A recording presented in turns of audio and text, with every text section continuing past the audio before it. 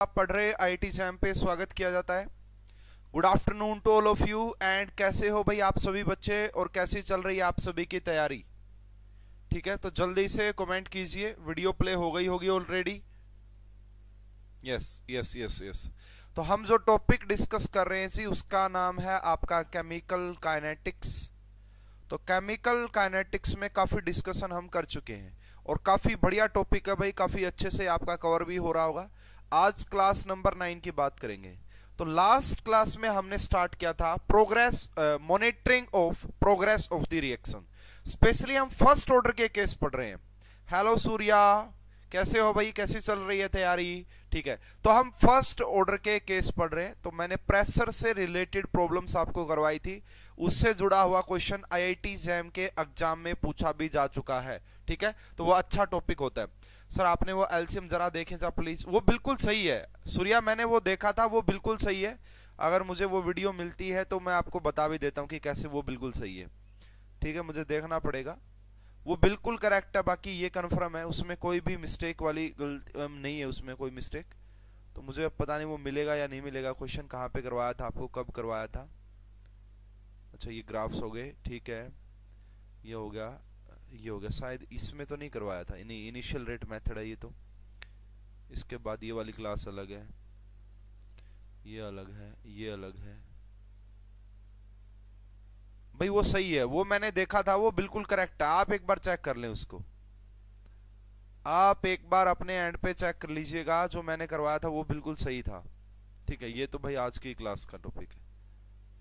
ठीक है सूर्या, अभी मुझे मिल नहीं रहा है, नहीं तो मैं बता भी देता आपको, कोई प्रॉब्लम नहीं, वो बिल्कुल करेक्ट है। हेलो राहुल, आज तो भाई काफी स्टूडेंट दिखाई दे रहे हैं मुझे, है ना? कमेंट भी कर दो भाई, बाकी सब भी कमेंट कर दो। चलो, ये जो टॉपिक है ना थोड़ा सा पढ़ाया नहीं जाता है। अगर मैं एक बात आपको पहले मेरी नोट कर लेना, अगर एग्जामिनर चाहता है कि केमिकल काइनेटिक्स के 3 क्वेश्चन में से एक क्वेश्चन बच्चे सोल्व ना कर पाए, तो वो एक क्वेश्चन इस टॉपिक से आ सकता है। तो वो एक क्वेश्चन लास्ट सेकंड पेज, वो बिल्कुल करेक्ट है यार, वो तो मैंने देखा था, करेक्ट है। ठीक है, हेलो सूर्यांश, गुड आफ्टरनून। वाह भाई, ऐसे लाइव आया करो यार, बड़ा मतलब मजा आएगा फिर ऐसे पढ़ाने में भी। ठीक है, लाइव आया करो, कोशिश करो। चलो भाई, लास्ट क्लास में मैंने आपको एक टॉपिक पढ़ाया था, उस टॉपिक का क्वेश्चन है। मुझे फटाफट से इस क्वेश्चन का आंसर चाहिए, कमेंट करके बताओ। इस क्वेश्चन का आंसर चाहिए, कमेंट करके बताओ। सेम क्वेश्चन आपको आईआईटी जैम एग्जाम में देखने को मिल सकता है। ठीक है भाई, आंसर बताइए क्वेश्चन का क्या होगा। Chhotu good afternoon. तो यहां पे देखो सेम क्वेश्चन आपको आईआईटी जैम के एग्जाम में देखने को मिल सकता है। तो क्वेश्चन है azo isopropane decompose according to this reaction, it is found to be first order reaction. ये देखा गया कि ये फर्स्ट ऑर्डर की रिएक्शन होती है अगर इनिशियल प्रेशर पी नोट है and pressure of the mixture at time T is PT, then what is the rate constant. ऐसे क्वेश्चन मैंने आपको लास्ट क्लास में काफी अच्छे से करवाए थे, काफी बढ़िया लेवल से करवाए थे। तो इसका आंसर आपको करेक्ट बताना कि क्या होगा, है ना? इन्होंने कहा तो हमें तो भाई अपने तरीके से लिखना है रिएक्शन। इस पूरे को एजो को मैं ए से डिनोट कर देता हूं, इस एजो को।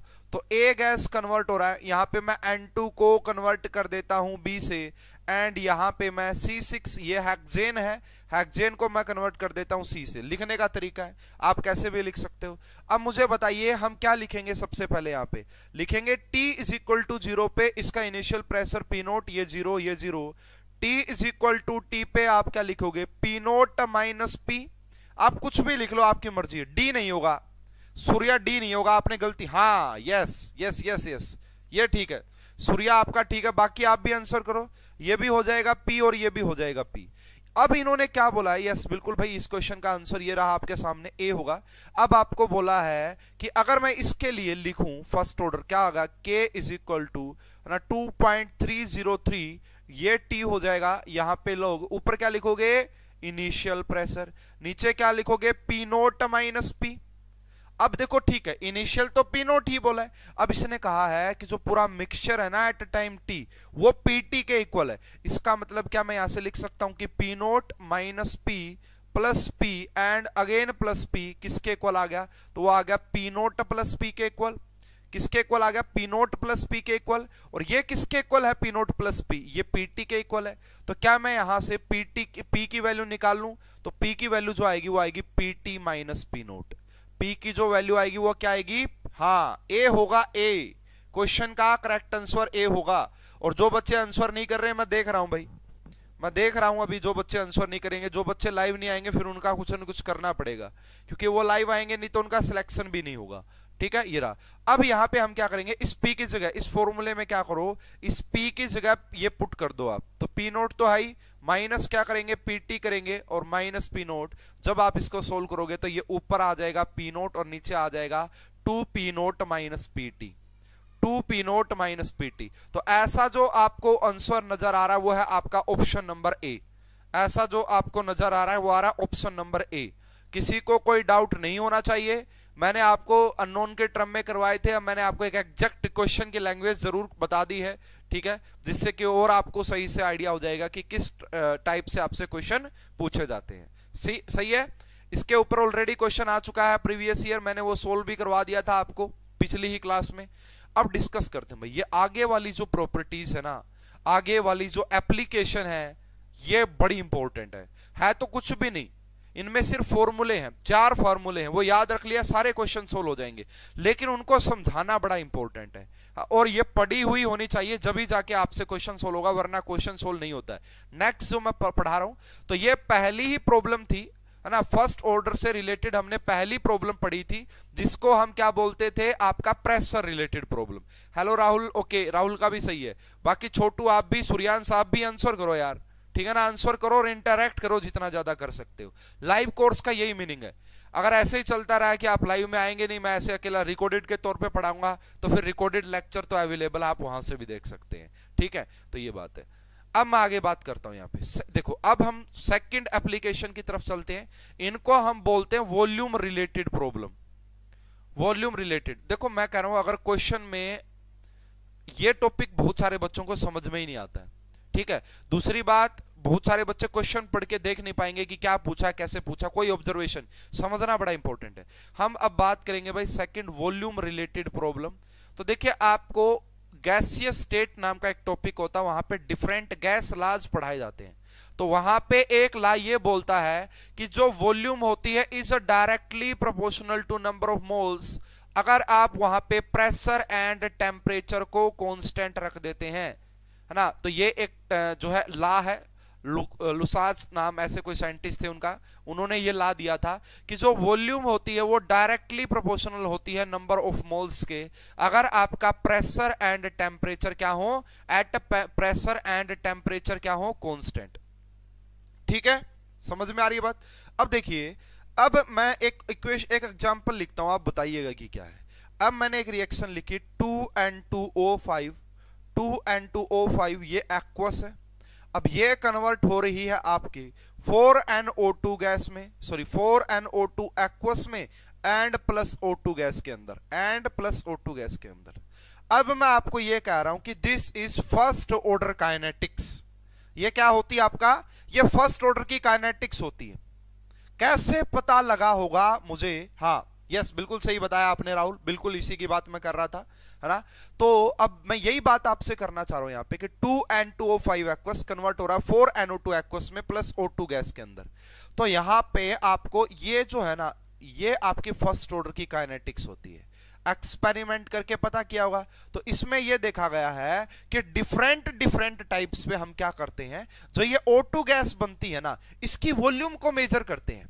क्या करते हैं, डिफरेंट टाइप्स पे ये जो ऑक्सीजन गैस बन रही है इसकी वॉल्यूम को मेजर किया जाता है, और फिर उससे हम यहां पे रेट का पता कर लेते हैं, मतलब ऑर्डर का पता कर लेते हैं। ठीक है, कुछ और भी रिएक्शन लिख रहा हूं, तो ये आपका देख लेना भाई, इंपॉर्टेंट है। अमोनियम नाइट्रेट, अमोनियम नाइट्राइट, है ना, ये आपका सॉलिड फॉर्म में है। यहां पे जब आप इसको कन्वर्ट करते हैं एंड ये डिकम्पोज करते हैं, तो ये होता है N2 गैस में एंड प्लस में 2H2O लीटर। तो देखो, जहां पे भी आपको प्रोडक्ट में एक गैस दिखाई दे जाए, क्या कह रहा हूं मैं, जहां पे आपको प्रोडक्ट साइड एक गैस दिखाई दे जाए, वहां पे ये वाला कंसेप्ट लगेगा। अभी मैं इसको समझाऊंगा डिटेल में। यहां पे O2 गैस नजर आ रही है, यहाँ पे N2 नजर आ रही है, ये भी फर्स्ट ऑर्डर की काइनेटिक्स होती है। कैसे पता लगा वो भी एक्सप्लेनेशन दूंगा अभी मैं।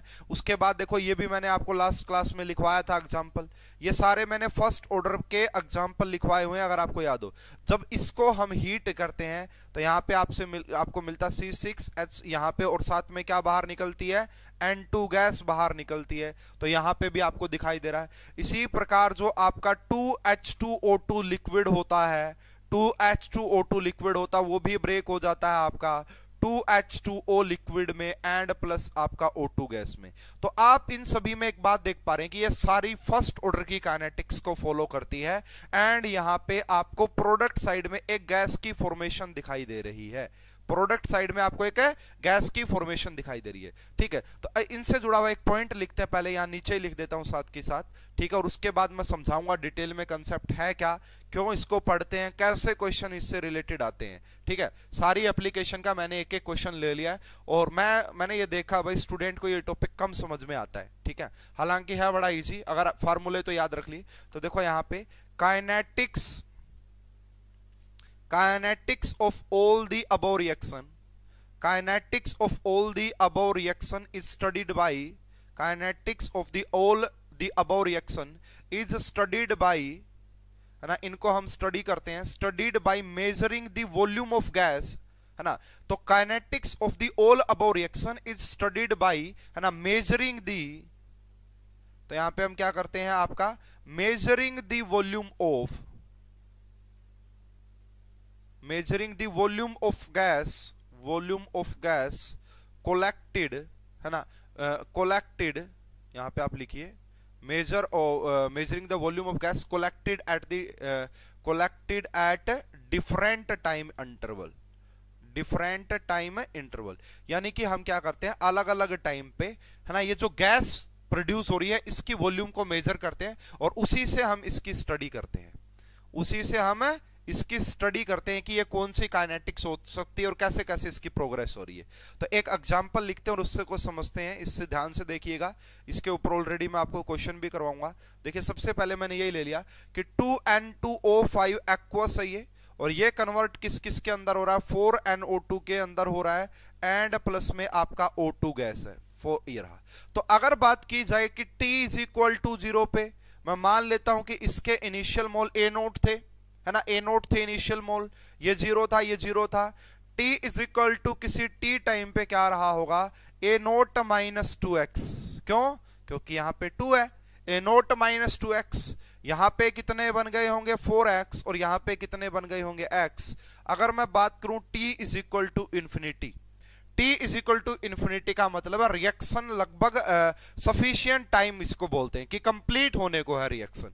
अब यहाँ पे ये 0 हो जाएगा, ये आपका जो बनेगा वो 4, ये आपका कितना बनेगा देखो ध्यान से, है ना, ये कितना बनेगा, अगर यहाँ से 2 से 4 बन रहा है, इसका मतलब अगर ये इनिशियली A0 था तो ये यहाँ पे 2A0 बन जाएगा, यहाँ पे ये 2 था तो यहाँ पे 1 है, तो ये आपका A0 बन जाएगा, A0 बाई 2, सॉरी क्या बनेगा, ये आपका A0 बाई 2 बनेगा, क्योंकि यहाँ पे अगर A0 है तो यहाँ पे तो उसका हाफ मिलेगा ना, A0 बाई 2। इसमें किसी को कोई प्रॉब्लम, अगर मैं यहाँ से K का फॉर्मूला लिखूं रेट कांस्टेंट का, तो वो क्या लिखेंगे 1/T, यहाँ पे आपका हो जाएगा एंटी लॉग, ऊपर लिखेंगे A0 एंड नीचे लिखेंगे आपका A0 माइनस 2x। ठीक है, A0 माइनस 2x। ये तो हमें बता रही कि फर्स्ट ऑर्डर की काइनेटिक्स का फॉर्मूला ऐसे होता है, लेकिन मैंने क्या कहा, इस टाइप की रिएक्शन को हम डिफरेंट टाइम इंटरवल पे, डिफरेंट टाइम इंटरवल पे ये जो गैस है इसकी वॉल्यूम को मेजर करके देखते हैं। तो मैं यहाँ पे मान लेता हूं, ठीक है, यहाँ पे इसी पर्टिकुलर में मैं यहाँ पे मान लेता हूं कि इफ, यहाँ पे देखिए भाई, यहाँ पे लिख देता हूं, if volume of oxygen, if volume of O2 gas, if volume of O2 gas collected at a time t, volume of oxygen gas collected at a time t, तो मैंने मान लिया कि वो आपका Vt है। क्या है वो वॉल्यूम कितनी है, Vt मैंने मान लिया। अगर मैं यहीं पे बोलूं if and volume of O2 gas collected at infinite time, तो वो कितनी हो जाएगी, वो V infinite हो जाएगी। कितनी हो जाएगी भाई, V infinite। अब आपका ये जो ला है, इसने क्या बोला था यहाँ पे स्टूडेंट्स, मैं नेक्स्ट स्लाइड में अब बता रहा हूं, ये ला क्या बोलता है कि V is directly proportional to N। अगर मैं बात करूं कि T is equal to T time पे वॉल्यूम कितनी रही होगी VT, एंड वहां पे आपका नंबर ऑफ मोल्स किसके इक्वल रहे होंगे, तो नंबर ऑफ मोल्स किसके इक्वल रहे होंगे ये बात आपको समझनी है, ठीक है। तो यहां पे जो आपका, अगर मैं बात करूं O2 गैस की बात कर रहे हैं सिर्फ, तो T टाइम पे ऑक्सीजन के मोल्स कितने हैं, X है, और हमें पता है कि वॉल्यूम और मोल्स एक दूसरे के डायरेक्टली प्रोपोर्शनल होते हैं। तो क्या मैं यहां से एक बात लिख सकता हूं, इसको ध्यान से समझ लीजिएगा मेरी बात को, क्या मैं यहां से लिख सकता हूं कि जो मोल्स है वहां पे X है। इसी प्रकार अगर मैं बात करूं T is equal to T infinite पे ना, T is equal to T infinite पे, तो ये V इंफिनिटी एंड ये किसके इक्वल हो जाएगी, कितने मोल्स है A नोट बाई 2A, कितने हैं इनफाइनाइट टाइम पे A नोट बाई 2। तो क्या यहां से ये बात लिखी जा सकती है कि अब आपका जो A नोट है ना, यहां पे देखो फॉर्मूले में क्या आ रहा था, A नोट माइनस 2x, क्या था A note and A note minus 2x। अब यहां से ये बात आपको समझनी है, बेसिकली फॉर्मूले में ये वैल्यू पुट करनी पड़ेगी अब आपको। तो क्या यहां से हम लिख सकते हैं, इससे ध्यान से देखिए, क्या यहां से आपका A नोट 2V नोट इसके बराबर आ जाएगा, 2V इंफिनिटी के बराबर, है ना, समझ में आ रही है, एंड यहां से x, तो उस फार्मूले में ये दोनों वैल्यू पुट कर दो।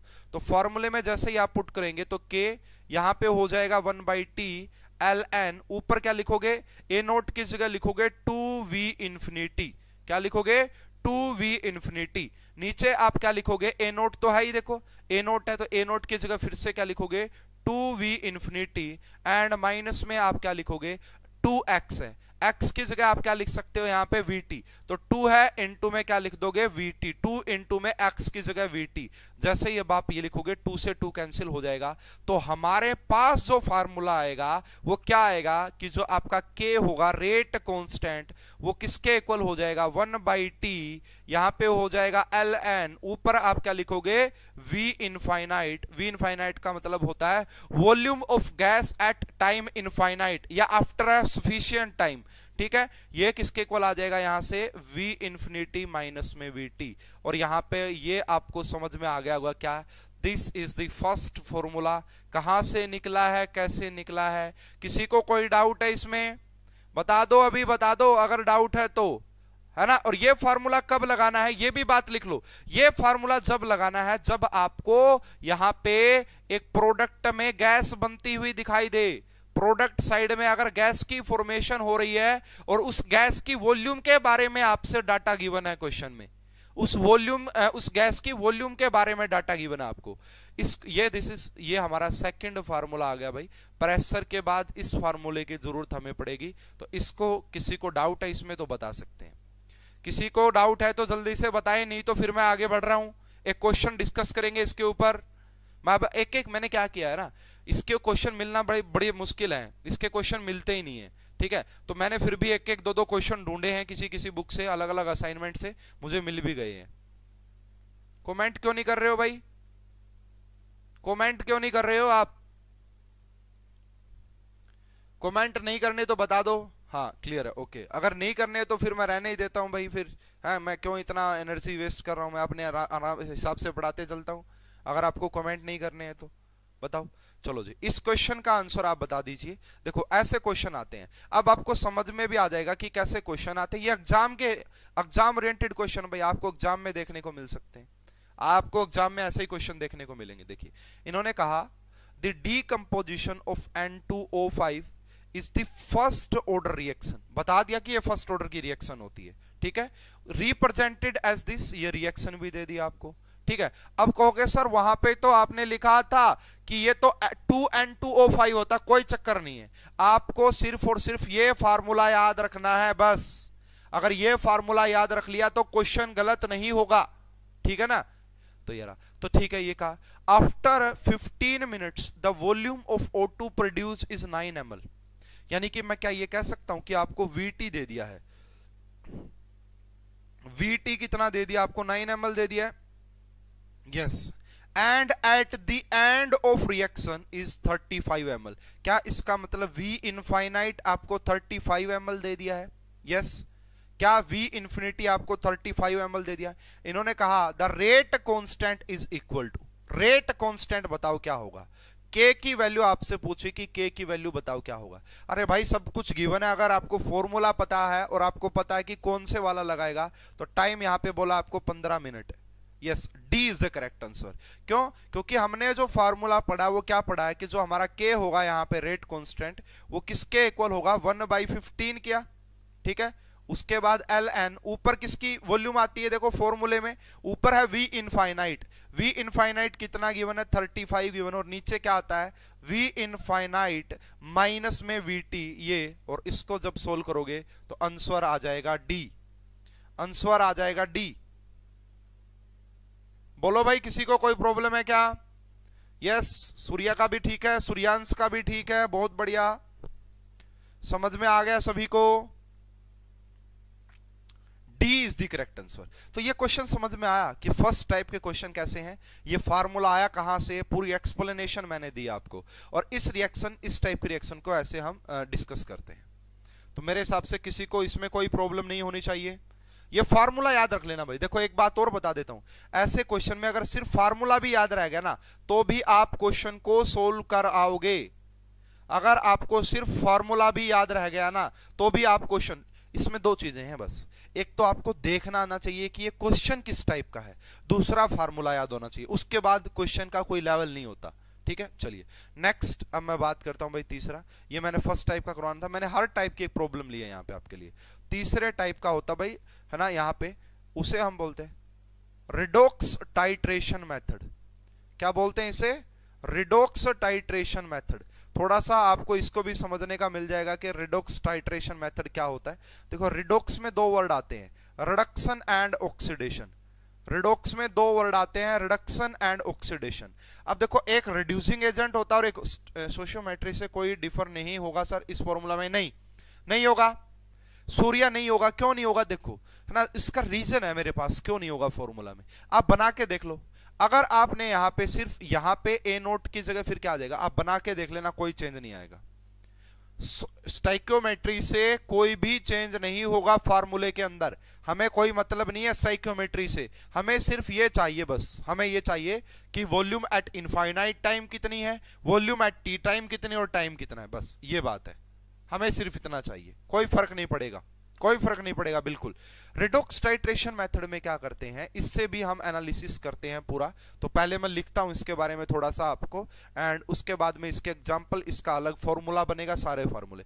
इन दिस मेथड, देखिए इन दिस मेथड, ये मिलेंगे नहीं भाई, इसके क्वेश्चन तो आपको मिलने ही नहीं है किसी बुक वगैरह में, मतलब मिल जाएंगे काफी ढूंढने पे। In this solution, in this method solution of reducing agent, यहां पे जो कहानी बनती है ना, एक रिड्यूसिंग एजेंट की रिएक्शन करवाई जाती है एक ऑक्सीडाइजिंग एजेंट के साथ, है ना।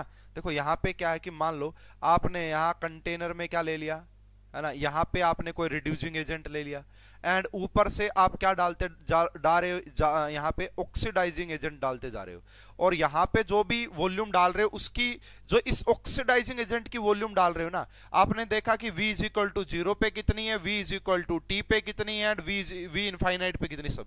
तो यहाँ पे देखिए in this method solution of reducing agent is treated, solution of reducing agent is treated with, is treated with solution of, is treated with solution of oxidizing agent, solution of oxidizing agent, and volume of oxidizing agent, and volume of oxidizing agent at a different time interval, and volume of oxidizing agent at different time interval required, and different time intervals required for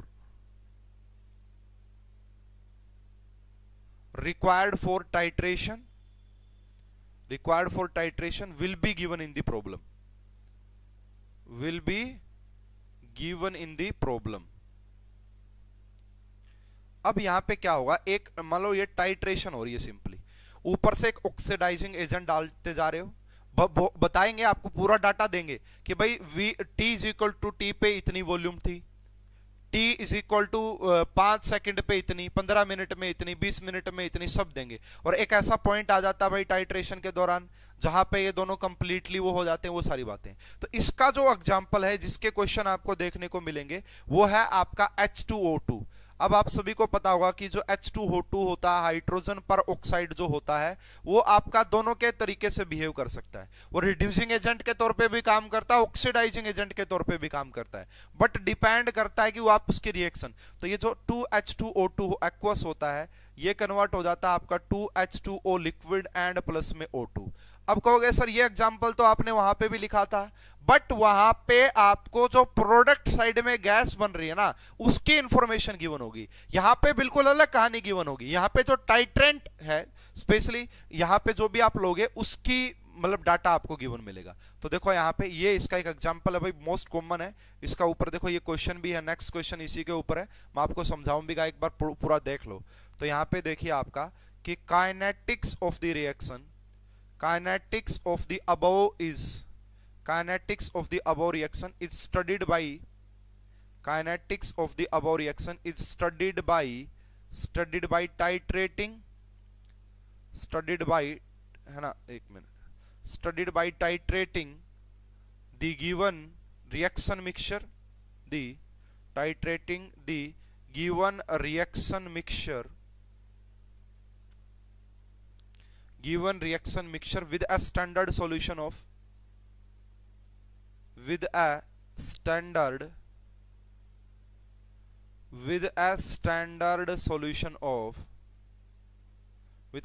solution of KMnO4। अब देखो यहां पे हम KMnO4 को ले रहे हैं। KMnO4 oxidising agent होता है, ठीक है। तो यहां पे ये रिड्यूसिंग एजेंट के तौर पे काम करेगा H2O2, है ना। Solution of KMnO4 and volume of KMnO4 are required, and volume of KMnO4 required for titration, volume of KMnO4 required for titration, volume of KMnO4 required for titration at different time interval will be given in the problem, है ना। different time interval will be given in the problem, will be given in the problem। अब देखिए यहां पे क्या concept लगेगा जी, यहां पे क्या कंसेप्ट लगता है, ठीक है। समझना स्टूडेंट, इसको टॉपिक बड़ा इंपॉर्टेंट है, अगर समझ में आ गया तो मजा आ जाएगा। बहुत सारे बच्चे तो इसको यही समझ में ही नहीं आता उनको। तो मैं यहाँ पे सबसे पहले लिख लेता हूं कि वॉल्यूम जो है ना, V नोट है, उसका मतलब है वो है आपका वॉल्यूम ऑफ KMnO4, है ना, जो आप डाल रहे हैं यहाँ ऊपर से, volume of KMnO4 used eight time t, वो मैंने मान लिया कि वो इतनी है, ठीक है। दूसरा मैं यहाँ पे लिख रहा हूं VT, तो उसका मतलब है volume of KMnO4 used at t is equal to t। तो यहां पे अगर मैं लिखूं रिएक्शन 2H2O2 एक्वस किस में कन्वर्ट हो रही थी, मैंने आपको बताया था। जरूरी नहीं कि यही रिएक्शन और भी हो सकती है, लेकिन कंसेप्ट यही होता है ना। 2H2O लिक्विड एंड प्लस में O2 गैस। अब हमें ये पता कि अगर मैं बात करूं T इज इक्वल टू 0 पे, तो इसकी इनिशियल मोल्स A नोट है, ये 0 है, ये 0 है। अगर हम बात करें T is equal to T पे, तो हम लिखेंगे A नोट माइनस 2x, यहाँ पे लिखेंगे 2x एंड यहाँ पे लिखेंगे x। अगर इसके लिए मैं यहाँ पे रेट कांस्टेंट लिखूं तो वो क्या आ जाएगा, फर्स्ट ऑर्डर की काइनेटिक्स है 1/T ln, एंड यहाँ पे क्या लिखेंगे A नोट, एंड यहाँ पे आ जाएगा A नोट माइनस 2x। यही लिखेंगे ना, ये लिखेंगे। सर K2Cr2V होगा ना, कोई भी ले सकते हो, कोई भी ले सकते हो। एग्जामिनर बोल देगा कि इसकी टाइट्रेशन इसके अगेंस्ट करवा रहे हैं, कोई भी हो, ठीक है। ये बेसिक अभी तक, इसमें मैंने अभी कुछ समझाया नहीं है, ये बेसिक है बस, ये थोड़ा सा। अब आगे नेक्स्ट कहानी चलती है। यहाँ पे जो कंसेप्ट होता है ना, आपको पता है कि यहाँ पे जो इक्विवेलेंट होते हैं ना, equivalent of oxidising agent and आपका वो इक्वल हो जाते हैं इक्विवेलेंट ऑफ रिड्यूसिंग एजेंट के इक्वल ना। जब आपका वो जो पॉइंट आता है, ठीक है, उस पॉइंट पे दोनों के जो इक्विवेलेंट वो इक्वल होते हैं। यहां पे इस कंसेप्ट से आपका ये पूरा क्वेश्चन सोल्व होगा। अब आपको इक्विवेलेंट क्या होते हैं मैंने काफी जगह बताया हुआ है कि इक्विवेलेंट का एक तो फॉर्मूला यही होता है कि n फैक्टर इनटू में मोल्स, एन फैक्टर या वैलेंसी फैक्टर इनटू में मोल्स, मैंने आपको इलेक्ट्रोकेमिस्ट्री में भी पढ़ाया था। और दूसरा मैंने एक और आपको पढ़ाया हुआ है इक्विवेलेंट का, है ना, दूसरा एक और मीनिंग मैंने आपको इक्विवेलेंट का पढ़ाया हुआ है कि इक्विवेलेंट नंबर ऑफ इक्विवेलेंट्स किसके इक्वल भी होते हैं आपका n इंटू, n बोले तो नॉर्मेलिटी और इसको हम करते हैं वॉल्यूम से मल्टीप्लाई, तो इसके इक्वल भी आपका क्या होते हैं आपका n इंटू में वॉल्यूम, n इंटू में वॉल्यूम के इक्वल भी होते हैं। ठीक है, यहां से तो अगर मैं इस यहां से अब इसको इस टर्म में लिखना चाहूं तो कैसे लिख सकते हैं? तो देखो सबसे पहले अगर बात करें यहां पे वी नोट का मतलब क्या है कि इनिशियली वॉल्यूम 0 आपने ली होगी, है ना, वॉल्यूम, तो उस दौरान आपकी जो नॉर्मेलिटी रही होगी वो कितनी रही होगी आपका, इतनी रही होगी। ठीक है, तो दिस, ये समझ में आया? तो यहां पे क्या लिखेंगे, इससे लिखो n फैक्टर, यानी कि n लिखा हमने यहां पे n इनटू में इसके मोल्स लिख दिए a नोट, क्योंकि इनिशियली तो इसके मोल a नोट ही है ना, इनिशियली तो इसके मोल a नोट ही है। उसके बाद हमने क्या किया, यहां पे हमने कर दिया वॉल्यूम t टाइम पे इनटू में कैपिटल N, एंड ये किसके इक्वल आ गया यहां से, ये भी अभी भी n के इक्वल ही हो गया। और यहां पे अब जो आप मोल्स की बात करोगे वो किसके इक्वल आ गए, तो वो आ गए आपका a नोट माइनस 2x के इक्वल, वो किसके इक्वल आ गए, a नोट माइनस 2x के इक्वल। ये आपका इक्वेशन नंबर 1 एंड ये आपका इक्वेशन नंबर 2। ठीक है, equation number 1 and equation number 2। तो क्या करो, डिवाइड कर दो फर्स्ट इक्वेशन को सेकंड से, क्या कीजिए, फर्स्ट को सेकंड से डिवाइड कर दीजिए।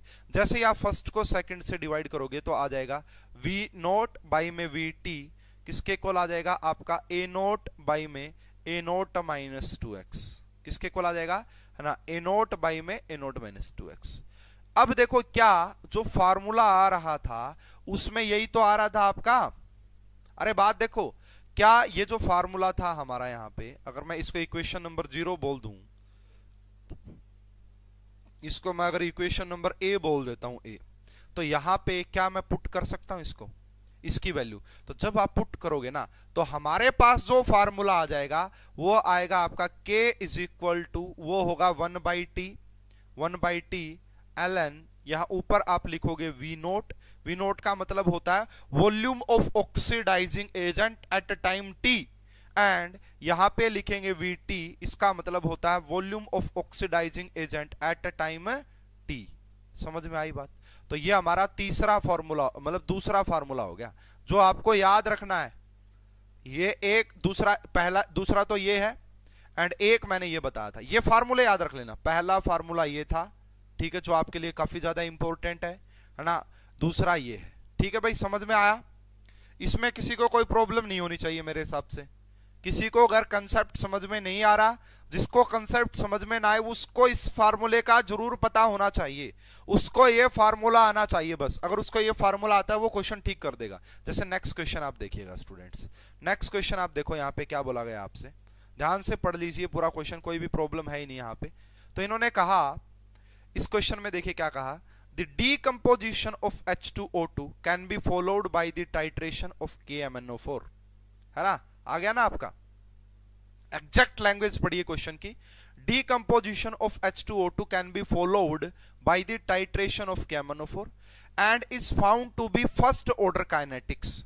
देखा गया कि वो फर्स्ट ऑर्डर की काइनेटिक्स है ना। और वैसे ना भी दिया होता ना, हम यहां से देख लेते हैं। देखो पर मिनट रेट कांस्टेंट की वैल्यू दे दी आपको k की, तो k की वैल्यू कितनी होगी 4.5 इंटू में 10 की पावर -2 पर मिनट। ये किसकी है? ये तो फर्स्ट ऑर्डर के लिए ही हो सकती है। In an experiment initial titrate value, है ना, वॉल्यूम लिखना चाह रहा था, इनिशियल टाइट्रेट वॉल्यूम वाज 20, यानी कि ये कहना चाह रहा है कि जो वी नोट है ना उसकी वॉल्यूम आपको 25 ml गिवन है, and the titrate value of will be 5 ml after a lapse. ठीक है, तो वो कितनी हो गई, थोड़ी सी देर के बाद वो 5 ml होगी, कुछ टाइम के बाद। आपको वो टाइम ही बताना है कितना है, यानी कि Vt पे वो कितनी गिवन है 5 ml गिवन है। और आपसे बोला कि ये T क्या होगा, आपसे बोला कि ये T क्या होगा, यही आपको बताना है। आपसे बोला है कि ये T क्या होगा, यही आपको बताना है।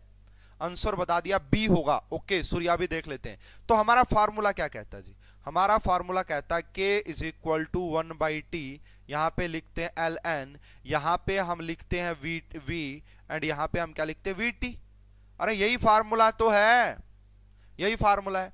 अब देखो टी निकालना है, अगर मैं टी निकालने जाऊं तो यहां पे क्या बनेगा के ना 1/k बन जाएगा, सॉरी। तो यहां पे क्या बनेगा फार्मूला 1/k, और k की वैल्यू कितनी गिवन है आपका 4.5 इंटू में 10 की पावर -2 है ना। यहाँ पे log e का मतलब एंटी log ही होता भाई, मतलब नेचुरल log बोलते हैं ना ln से, ये रहा। ठीक है, तो ये हो गया जी log e। एंड यहाँ पे आपका ऊपर कितना गिवन है जी, आपका ऊपर तो 25 गिवन है, 25 और नीचे भी है।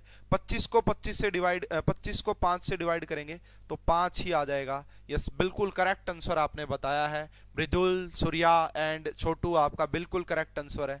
क्वेश्चन का जो करेक्ट आंसर आएगा वो बी आ जाएगा। क्वेश्चन का जो करेक्ट आंसर आएगा वो बी आ जाएगा। वेल डन, बहुत बढ़िया। आ रहा है ना समझ में, आ रहा है समझ में। तो अगर आप फॉर्मूला याद रख लेते हैं तो आपको कोई भी प्रॉब्लम नहीं होती क्वेश्चन में, अगर आप सिर्फ फॉर्मूला याद रख लेते हैं तो।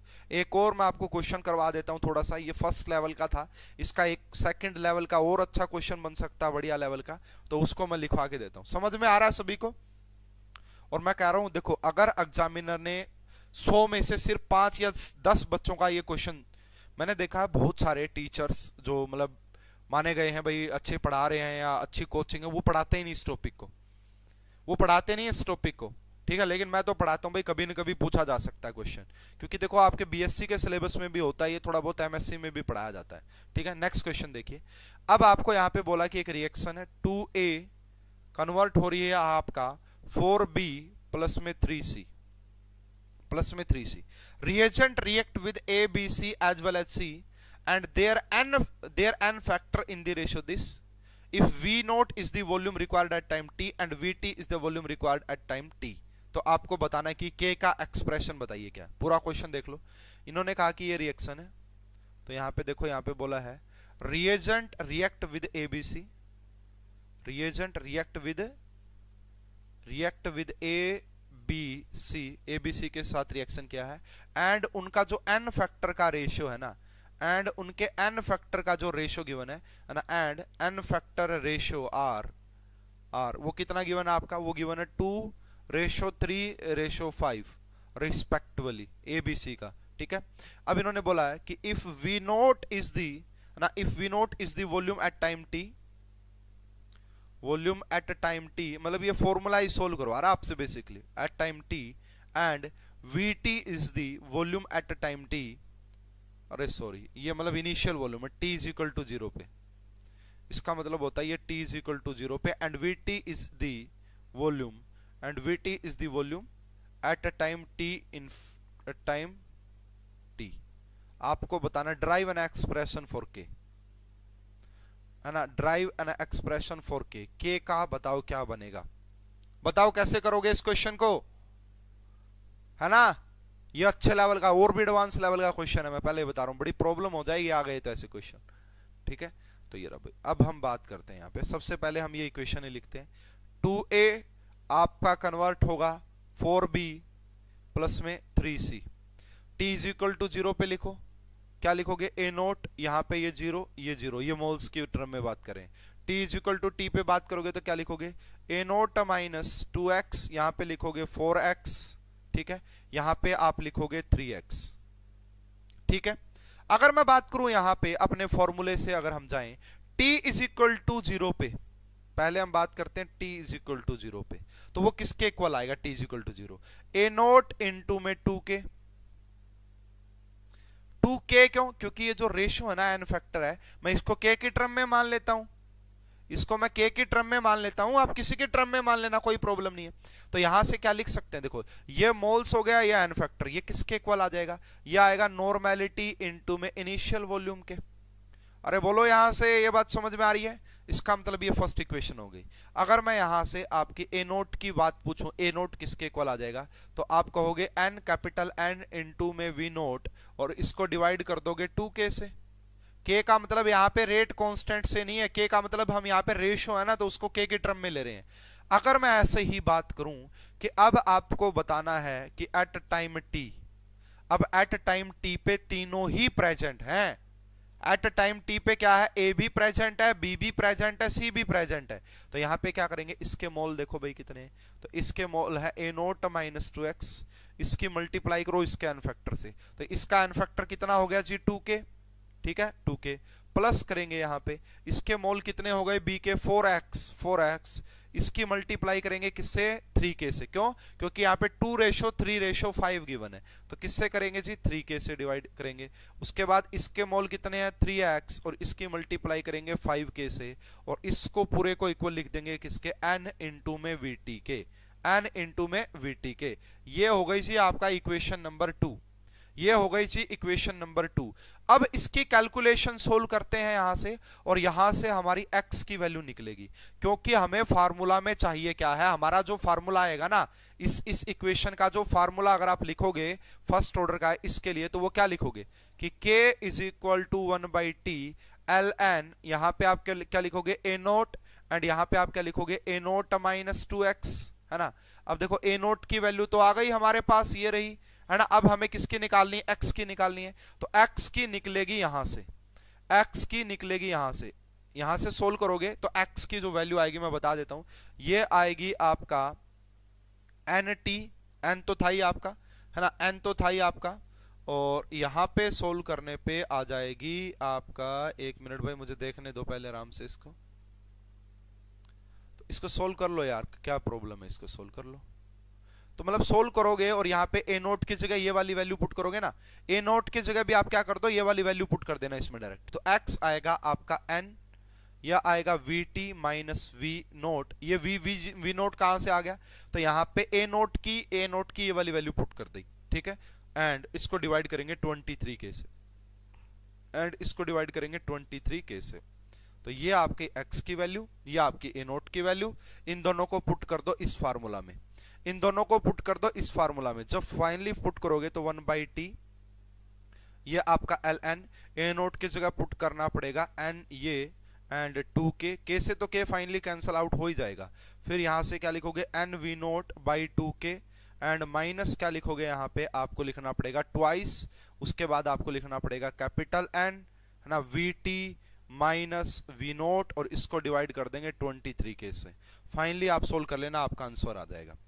आंसर जो आएगा मैं वो एग्जैक्ट आंसर भी लिख देता हूं, ठीक है, ताकि आपका टाइम ना लगे, तो वो आ जाएगा आपका 1/t, है ना, ये हो जाएगा आपका ln, यहाँ पे हो जाएगा 23v नोट, बस v नोट ही बचेगा और कुछ नहीं बचेगा यहाँ पे, क्योंकि फार्मूला आप देख लो वहां से ये, एंड 27v नोट माइनस में 4vt, ये आपका फाइनली फार्मूला आ जाएगा इसके लिए।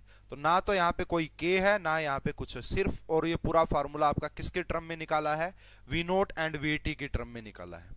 क्या हो जाएगा ये आपसे, तो ये हमारा भाई थर्ड टाइप का था, रिडोक्स टाइट्रेशन जिसे बोलते हैं, जिसे हम रिडोक्स टाइट्रेशन बोलते हैं। तो ये मैंने थोड़ा सा हाई लेवल का क्वेश्चन करवा दिया है, अगर ये क्वेश्चन आ गया हाई लेवल के क्वेश्चन है, हाँ सर एक बार और बोलना, हाँ मैं कह रहा हूं ये IIT जैम में ऐसे क्वेश्चन आते हैं भाई, IIT जैम में मतलब 1-2 क्वेश्चन आता है, ऐसा कभी कभार आता है तो वो सोल्व नहीं हो पाता बच्चों से, लेकिन इसमें कोई इतनी बड़ी बात नहीं है, जो आप कंसेप्ट, अब देखो अगर एग्जामिनर ने ये दे दिया तो कोई भी निकाल देगा, क्योंकि सबको फॉर्मूला याद रहेगा। अब अगर ये दे दिया ना, इसका मतलब है कंसेप्ट आना चाहिए, अगर इस क्वेश्चन का देने का मतलब ये कि वो आपसे कंसेप्ट पूछना चाह रहा है कि इस फॉर्मूला के पीछे जो कंसेप्ट है वो आपको पता है या नहीं पता है, तो मैं आपको कंसेप्ट भी बता रहा हूं, मैं आपको फॉर्मूला भी बता रहा हूं, ठीक है। मृदुल आप एक बार और कह रहे हैं, तो देखो सबसे पहले ये है, हम है ना बेसिक जो हमने फॉर्मूला ड्राइव किया था वो कहां से किया था, इस पॉइंट से किया था कि जो इक्विवेलेंट ऑफ ऑक्सीडाइजिंग एजेंट होंगे वो इक्वल होंगे इक्विवेलेंट ऑफ रिड्यूसिंग। अब इक्विवेलेंट दो तरीके से होते हैं, एन फैक्टर इनटू में मोल्स, और इक्विवेलेंट का दूसरा फॉर्मूला होता है नॉर्मेलिटी इनटू में वॉल्यूम, ठीक है। तो यहां से हमने इक्वल पुट करना होता है ये, इसी प्रकार से हमने यहाँ पे क्या किया, अब अलग अलग रेशियो में एन फैक्टर गिवन थे, तो t इज इक्वल टू 0 पे देखा कि इसके मोल कितने, इसका एन फैक्टर कितना है, ठीक है, और t इज इक्वल टू 0 पे सिर्फ रिएक्टेंट ही प्रेजेंट था, a ही प्रेजेंट था, ठीक है, वो यहां से हमने a नोट की वैल्यू निकाल ली।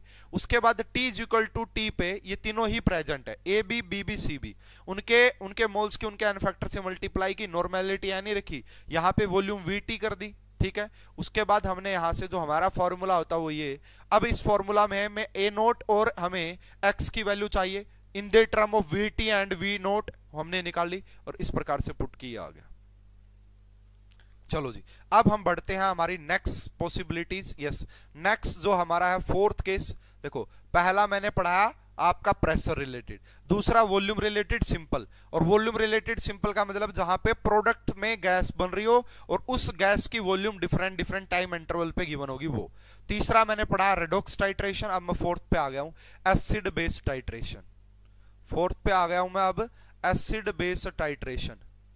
ये क्वेश्चन भाई बढ़िया लेवल के होते हैं, मैं पहले बता रहा हूं, जब आएंगे तो बड़ी मतलब प्रॉब्लम क्रिएट कर देंगे, ठीक है। और इस बार मैं कुछ छोड़ना नहीं चाहता हूं, ठीक है, एक भी चीज छोड़ना नहीं चाहता हूं मैं आपका यहाँ पे।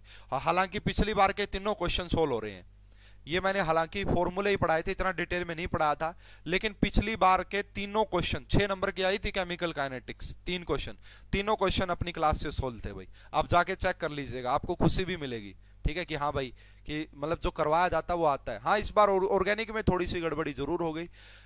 गड़बड़ी तो मैं नहीं कहूंगा, अगर किसी ने बहुत अच्छे से ध्यान से पढ़ी होगी ना, समझी होगी, जिसने ये भाई ये रिएक्शन याद रख लें, जिसने समझी होगी उसने कर भी दी होगी। मैं खुद अब देख रहा हूं कि पूरा पेपर सोल्व करवाऊंगा ही मैं ऑलरेडी, तो वहां से तो देखो इसका हम ये केस लेते हैं यहाँ पे एसिड बेस टाइट्रेशन। कहोगे सर ये एसिड बेस टाइट्रेशन कहाँ से आ गई, ठीक है, इसमें हम यही केस पढ़ते हैं, ठीक है, यही एक इसका पर्टिकुलर केस है। इसका भी मुझे एक क्वेश्चन मिल गया है ना, इनके क्वेश्चन ही ढूंढना बड़ी मुश्किल बात होती है, ठीक है। चलो यहाँ पे अब बात करते हैं जी T इज इक्वल टू 0 पे, इसकी इनिशियल मोल ए नोट है, ये एक्सेस में प्रेजेंट होता है, इससे कोई लेना देना है नहीं, इनिशियली ये 0 और इनिशियली ये 0। T is equal to T पे अगर बात करें तो आप लिखोगे ए नोट माइनस एक्स, यहाँ पे इससे कोई लेना देना नहीं है, यहाँ पे आप लिखोगे x, यहाँ पे लिखोगे x, यहाँ पे T is equal to infinite की भी बात की जाती है, यहाँ पे ये 0 हो जाएगा, यहाँ पे ये आपका ए नोट हो जाएगा और यहाँ पे भी आपका ए नोट हो जाएगा। पहले इसकी थोड़ी सी थ्योरी लिखते हैं और उसके बाद इसका कंसेप्ट, इसका फार्मूला क्या होता है, ठीक है, फिर इसका एक क्वेश्चन। तो यहाँ पे देखिए मैं लिखता हूं kinetics of the above reaction, kinetics of the above reaction, kinetics of the above reaction is studied by titrating, is studied by titrating the given base, studied by titrating the given reaction mixture, titrating the given reaction mixture, titrating the given reaction mixture with a standard solution of base, with the standard solution of base, standard solution of a base, ठीक है, and volume of base required, and volume of base required, and volume of base required for titration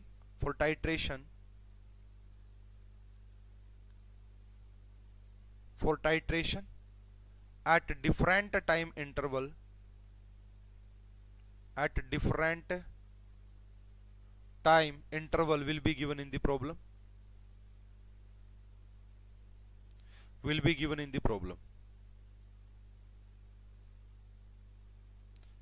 तो यहाँ पे आपका भाई base जो डाल रहे हो, जैसे मैंने आपको वहां पे पढ़ाई हुई ऐसी चीजें, ठीक है। तो अब आओ इसके ऊपर लिखते हैं पूरा इसका। तो यहाँ पे मैं बोल देता हूं कि V नोट क्या है आपका, तो ये है आपका वॉल्यूम ऑफ बेस, ठीक है, required for titration, volume of base required for titration, volume of base required for titration at time t, is equal to 0। Vt क्या हो जाएगी, Vt हो जाएगी volume of base required for the titration at t is equal to t, and V infinite यहाँ पे क्या हो जाएगी, volume of base required for titration at t is equal to infinite, ठीक है। अब देखिए यहाँ पे जो कंसेप्ट लगता है अब वही लगेगा जो सेम पिछले में लगा टाइट्रेशन का ना। t इज इक्वल टू 0 पे बात करोगे तो हम यहाँ पे बात करेंगे इक्विवेलेंट ऑफ कैटालिस्ट। अब यहाँ पे कैटालिस्ट कौन है, hydrogen H positive, equivalent of catalyst किसके इक्वल हो जाएंगे यहाँ पे, इक्विवेलेंट ऑफ बेस के इक्वल, इक्विवेलेंट ऑफ बेस, और बेस किसके, बेस के इक्विवेलेंट किसके इक्वल हो जाएंगे, n इंटू में वी नोट, n इंटू में वी नोट। ये आपकी फर्स्ट इक्वेशन, ये आपकी फर्स्ट इक्वेशन। अब कहोगे सर ये इक्विवेलेंट ऑफ कैटालिस्ट कहां से आ गया, अरे जो प्रोटॉन है यहाँ पे जो ये गिवन है H पॉजिटिव ये राजी, ठीक है। उसके बाद अगर मैं बात करूं यहाँ पे T is equal to T पे, तो यहाँ पे देखो अब दोनों प्रेजेंट होंगे यहाँ पे, क्योंकि अब रिएक्शन जो कैटालिस्ट वो भी, तो यहाँ पे आ जाएगा आपका इक्विवेलेंट ऑफ कैटालिस्ट प्लस में अब आपका क्या आएंगे यहाँ पे इक्विवेलेंट ऑफ एसिटिक एसिड, क्योंकि अब ये एसिड बनना स्टार्ट हो गया होगा reaction T is equal to time पे। ये किसके इक्वल आ जाएंगे आपका इक्विवेलेंट ऑफ बेस, किसके इक्वल आ जाएंगे इक्विवेलेंट ऑफ बेस, ठीक है। अब यहां से देखो इक्विवेलेंट ऑफ कैटालिस्ट किसके इक्वल है, यहां से पता लग रहा है कि किसके इक्वल है, एन वी नोट के इक्वल है, प्लस में इक्विवेलेंट ऑफ एसिटिक एसिड किसके इक्वल है, तो मैं इसे मान लेता हूं एन, एन बोले तो एन फैक्टर, एंड इसको क्या मान लेता हूं एसिटिक एसिड के मोल्स क्या रहे होंगे टी टाइम पे, तो टी टाइम पे एसिटिक एसिड के मोल रहे होंगे एक्स, तो ये मैंने x, और इसको किसके इक्वल पुट करेंगे इक्विवेलेंट ऑफ बेस का मतलब है कैपिटल N इनटू में volume at a time t। समझ में आई बात। अगर मैं यहाँ x की वैल्यू निकालूं तो वो कितनी आ जाएगी, तो x की वैल्यू आ जाएगी आपका n बाहर निकाला नॉर्मेलिटी इनटू में vt, एंड क्या हो जाएगी माइनस में v नोट, और इसको डिवाइड कर देंगे n से, n फैक्टर से, इसको डिवाइड कर देंगे किससे n फैक्टर से, तो ये आपकी x की वैल्यू आ गई, ये आपका x की वैल्यू आ गई। अब तीसरा यहाँ पे, अब क्योंकि यहाँ पे इनफाइनाइट टाइम की भी बात करते हैं, तो अगर मैं यहाँ पे लिखता हूं कि t is equal to T infinity, तो वो किसके इक्वल होगा। अब यहाँ पे कौन कौन प्रेजेंट होंगे, एसिड देखो कैटालिस्ट तो रहेगा ही रहेगा, तो यहाँ पे होगा इक्विवेलेंस ऑफ कैटालिस्ट प्रेजेंट एक, तो इक्विवेलेंस ऑफ कैटालिस्ट प्लस में कौन रहेगा, सिर्फ यहाँ पे इक्विवेलेंस कह रहा हूं, equivalent, equivalent of acetic acid, और ये किसके इक्वल हो जाएंगे, ये इक्वल हो जाएंगे इक्विवेलेंट ऑफ बेस के इक्वल, इक्विवेलेंट ऑफ बेस के इक्वल, ठीक है जी। अब इक्विवेलेंट ऑफ कैटालिस्ट तो हमें पता ही है कितने, ये तो स्टार्टिंग से ही पता लग गया कि n इंटू वी नोट है। अब एसिटिक एसिड के इक्विवेलेंट कितने हैं, एसिडिक एसिड के इक्विवेलेंट कितने हैं टाइम इनफाइनाइट पे, तो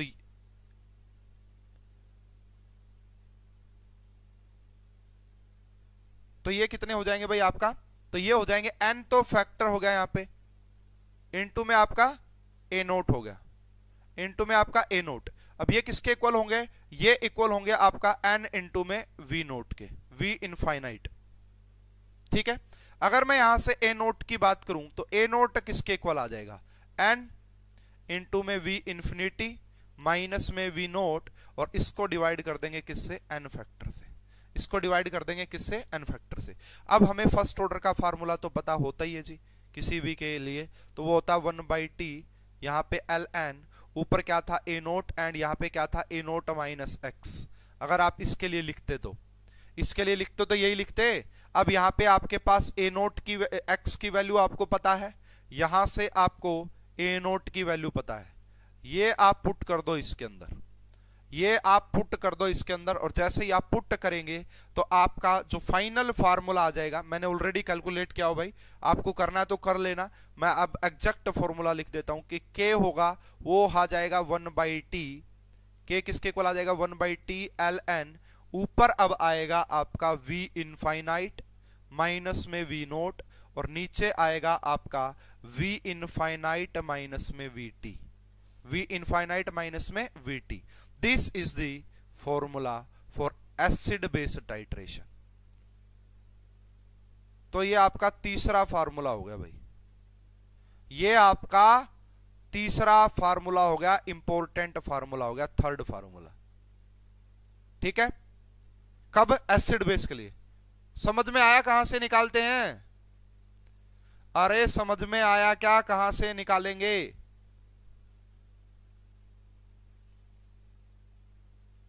स्टूडेंट जल्दी से बता दीजिए, स्टूडेंट जल्दी से बता दीजिए कि ये कहां से आपका निकाला है।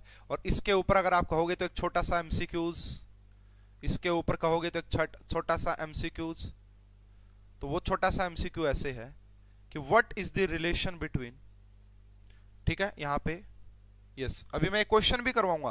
देखो मैंने साथ साथ एक एक एग्जांपल लिए ताकि ये चीजें क्लियर हो जाएं कि कैसे क्वेश्चन आते हैं। तो यहां पे आपसे बोला गया है what should be relation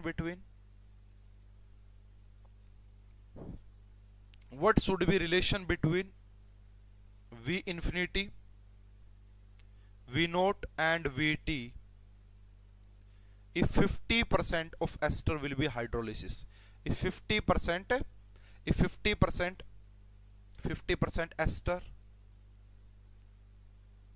will be hydrolyzed.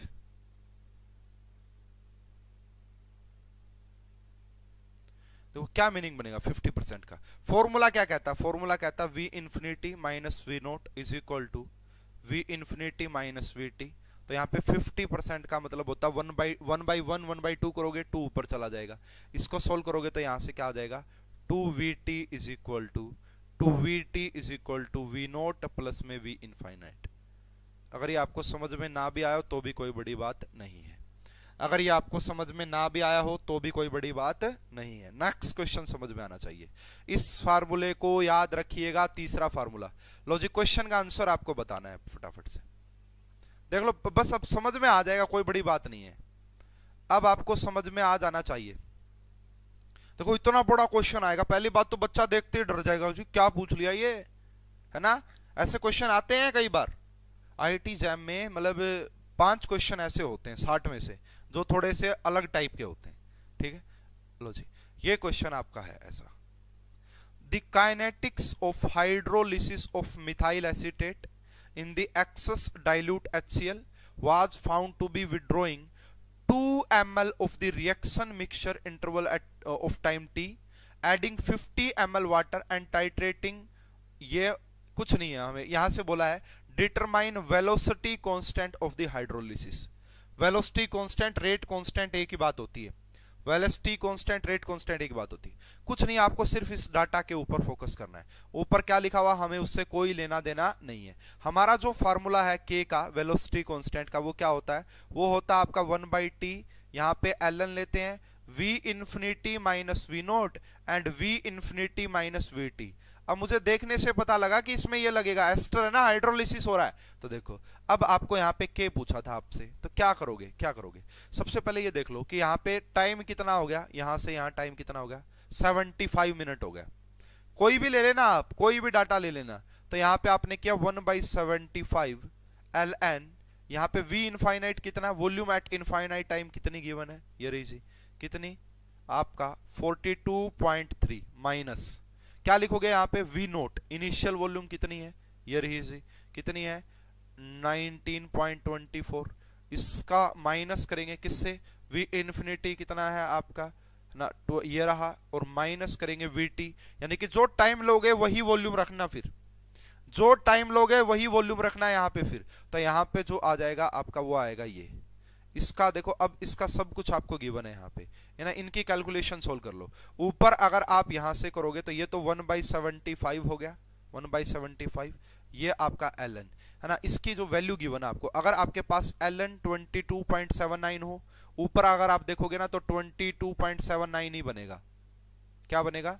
तो यहाँ पे है जी आपका ln, ऊपर बनेगा 22.79 और नीचे अगर आप इसमें से माइनस करोगे तो यही बनेगा। इसकी वैल्यू आपको ऑलरेडी दे दी है क्वेश्चन में।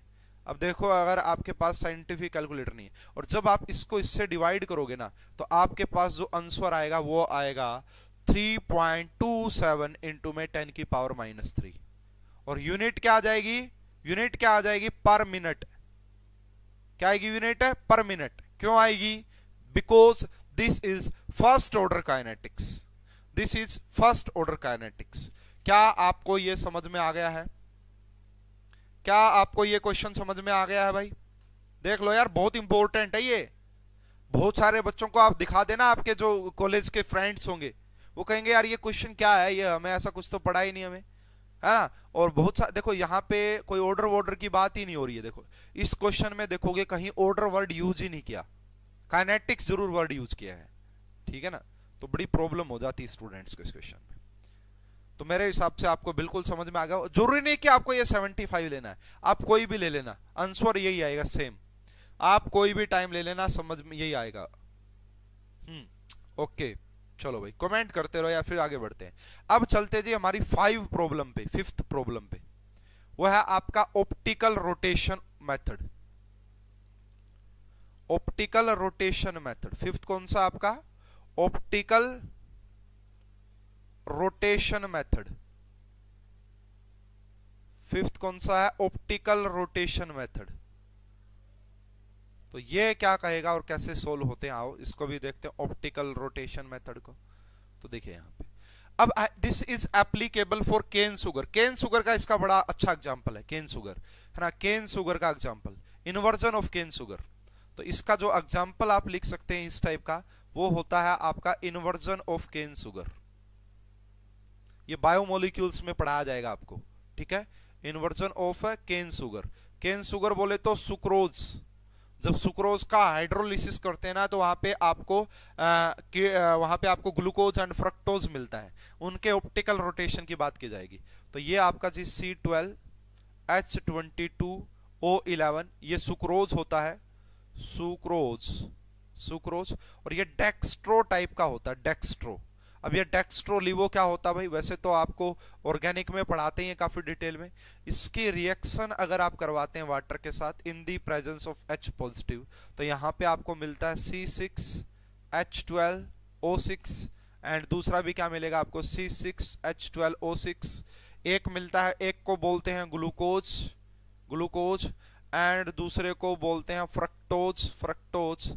ये एक इसका डेक्स्ट्रो टाइप का होता है, डेक्स्ट्रो, एंड दूसरा होता है यहाँ पे लीवो टाइप का, लीवो रोटेटरी।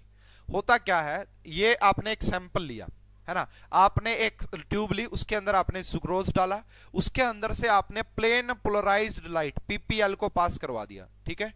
उसके बाद या तो रोटेशन क्लॉकवाइज होगी या एंटी क्लॉकवाइज होगी, उसी के हिसाब से हम dextro rotatory and laevo rotatory count करते हैं। तो अगर मैं बात करूं T इज इक्वल टू 0 पे, तो इनिशियल कंसंट्रेशन इसकी A नोट, ये वाटर एक्सेस में होता है, इससे लेना देना नहीं है, इनिशियली ये 0 प्रेजेंट होगा। अगर मैं बात करूं यहाँ पे आपका T is equal to T पे, तो ये बन जाएगा आपका A नोट माइनस एक्स, ये आपका बनेगा x और ये आपका बनेगा x। अगर मैं बात करूं यहाँ पे T is equal to infinite पे, ये 0 हो जाएगा, ये यहाँ पे A नोट हो जाएगा और ये यहाँ पे आपका A नोट हो जाएगा। अब इसकी थोड़ी सी थ्योरी भी लिखवा देता हूं मैं यहाँ पे कि इसकी थ्योरी क्या कहती है हमें, है ना, इसकी थ्योरी क्या कहती है मैं वो भी लिखवा देता हूं, और उसके बाद यहाँ पे इसके बारे में फिर और कुछ भी पढ़ते हैं। तो यहाँ पे आपसे बोला गया है कि काइनेटिक्स, यहाँ पे आपसे क्या बोला गया है कि kinetics of the above reaction, kinetics of the above reaction, kinetics of the above reaction is studied, kinetics of the above reaction is studied by passing PPL, PPL का मतलब होता है यहाँ पे plane polarized light through the reaction mixture, through the reaction mixture at a different time interval, through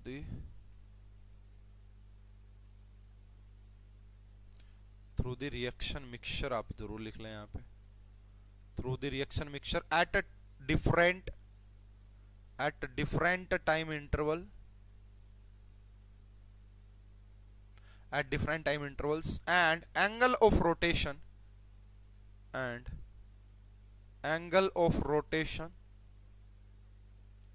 of PPL at different time interval will be given in the problem.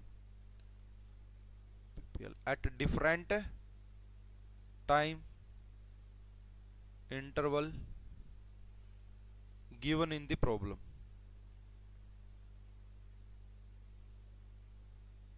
ठीक है, तो यहां पे देखिए इसको ना R नोट से भी लिख सकते हैं रोटेशन को, R नोट भी लिखा मिलता है या फिर अल्फा वगैरह इससे भी डिनोट, लेकिन ज्यादातर R नोट में लिखा मिलेगा। R नोट का मतलब यहाँ पे होता है आपका एंगल ऑफ रोटेशन, है ना, angle of rotation of PPL at time T, at T is equal to 0, ठीक है। RT का मतलब यहाँ पे होता है आपका angle of rotation of PPL at time T, ठीक है। एंड R इनफाइनाइट का मतलब होता है angle of rotation of PPL at T is equal to infinite. अब देखो हमें पता है अगर हमारी ये फर्स्ट ऑर्डर की काइनेटिक्स है तो हमारा फार्मूला क्या होता है 1/t, ठीक है। यहाँ पे एल एन हो जाएगा, ए नोट बाई में ए नोट माइनस एक्स आ जाएगा, इन्वर्जन ऑफ केन सुगर इस टाइप के लिए। इसको इक्वेशन नंबर 1 मान लेते हैं। अब देखिए आपको जो पढ़ाया जाता है ना, स्टीरियो में भी पढ़ाते हैं आपको, है ना, स्टीरियो केमिस्ट्री में भी मैं पढ़ाता हूं कि जो आपका यहाँ पे एक थीटा एंगल होता है, एंगल थीटा होता है, वो डायरेक्टली प्रोपोर्शनल होता है। एक तो जो कंसंट्रेशन आप लेते हो और दूसरा जो पोलैरिमीटर ट्यूब, जो पोलैरिमीटर जो आपका होता है यहाँ पे इंस्ट्रूमेंट, उसकी लेंथ, ठीक है। तो यहाँ पे जो थीटा होता है, theta is directly proportional to C by L. C का मतलब यहाँ पे कंसंट्रेशन से होता है, एल का मतलब यहाँ पे लेंथ से होता है। कंसंट्रेशन के डायरेक्टली प्रोपोर्शनल होता है थीटा, एंड एल के इनवर्सली प्रोपोर्शनल होता है थीटा। यहाँ पे इसी को अल्फा लिख दिया जाता, फिर ये कांस्टेंट, यहाँ पे तो ये डायरेक्टली का साइन था, बट अब यहाँ पे ये अल्फा एक कांस्टेंट बन गया, ये हो जाएगा सी बाई एल के इक्वल। अगर मैं यहीं से बात करूं कि आपकी सी कंसंट्रेशन जो है वो किसके इक्वल आ जाएगी, तो कंसंट्रेशन आ जाएगी थीटा इंटू में एल बाई में अल्फा, या दूसरा अब यहां से थीटा का भी मतलब पता लग गया। अब अगर बात करें t इज इक्वल टू 0 पे, t इज इक्वल टू 0 पे, तो आपका यहां पे, हाँ उसी की बात करनी है हमें ना, अल्फा की बात करनी है, वो क्या होगा, तो आपका angle of rotation R naught होता है, वो किसके इक्वल हो जाएगा भाई, angle of rotation R naught किसके इक्वल हो जाएगा, तो ये अल्फा 1, ठीक है, स्पेसिफिक रोटेशन बोलते हैं इसे, अल्फा 1, ठीक है। ये आपका C1, और C1 यहाँ पे क्या है, C कंसंट्रेशन क्या है आपका, तो यहाँ पे जो कंसंट्रेशन है आपका वो क्या है, वो A नोट है। T इज इक्वल टू 0 पे कंसंट्रेशन क्या है, वो A नोट है। तो यहाँ पे आपकी जो कंसंट्रेशन है सैंपल की वो A नोट है, और नीचे क्या लिख दोगे आप, यहाँ पे L1, नीचे आप क्या लिखोगे, L लिखोगे, क्योंकि लेंथ तो सेम ही होती है, लेंथ तो आपका सेम ही होती है। अगर मैं बात करूं t is equal to T पे, तो इसके लिए आप क्या लिखेंगे भाई, किसी को समझ में ना आए तो वो पूछ सकता है, किसी को अगर ये समझ में ना आए तो वो पूछ सकता है, इंपॉर्टेंट है ये चीजें, ठीक है। जब क्वेश्चन आएगा तभी पता लगेगा, इस क्वेश्चन को टॉपर्स ही सोल्व कर पाएंगे, ये बात भी नोट कर लेना। अगर मैं टी पे बात करूं तो यहाँ पे आर टी का मतलब होता है angle of rotation at time, angle of rotation of PPL at time T. तो अब यहाँ पे क्या होगा, अल्फा 1 भी होगा, और यहाँ पे ए नोट माइनस एक्स, उसकी कंसंट्रेशन या मोल जो भी बोलो बोल लो, ठीक है। अब साथ की साथ में यहाँ पे ये सुक्रोज तो है ही है, ये तो सिर्फ देखो टी का मतलब क्या है, टी पे कौन कौन प्रेजेंट है, टी पे कौन कौन प्रेजेंट है, सुक्रोज भी है, ग्लूकोज भी है, एंड फ्रक्टोज भी है, ये भी है, इनका भी कुछ न कुछ एंगल ऑफ रोटेशन आएगा। उसके बाद आप लिखोगे अल्फा 2, एंड यहां पे आप लिखोगे x, इंटू में लिखोगे l, प्लस में आप लिखोगे यहां पे अल्फा माइनस अल्फा 3 लिखना पड़ेगा। माइनस अल्फा क्यों लिखा, क्यों, क्योंकि ये भी डेक्स्ट्रो होता है, ये भी डेक्स्ट्रो था इसलिए पॉजिटिव लिखा, ये लीवो होता है इसलिए नेगेटिव लिखा, इसलिए क्या लिखा, नेगेटिव। तो माइनस अल्फा इंटू में x, और इसको डिवाइड कर देंगे l से, तो ये आपकी बन जाएगी जी इक्वेशन नंबर 2। ये जो आपकी बनेगी वो बनेगी इक्वेशन नंबर 2। इक्वेशन नंबर 3 का मतलब होता है t is equal to infinite, t is equal to infinite.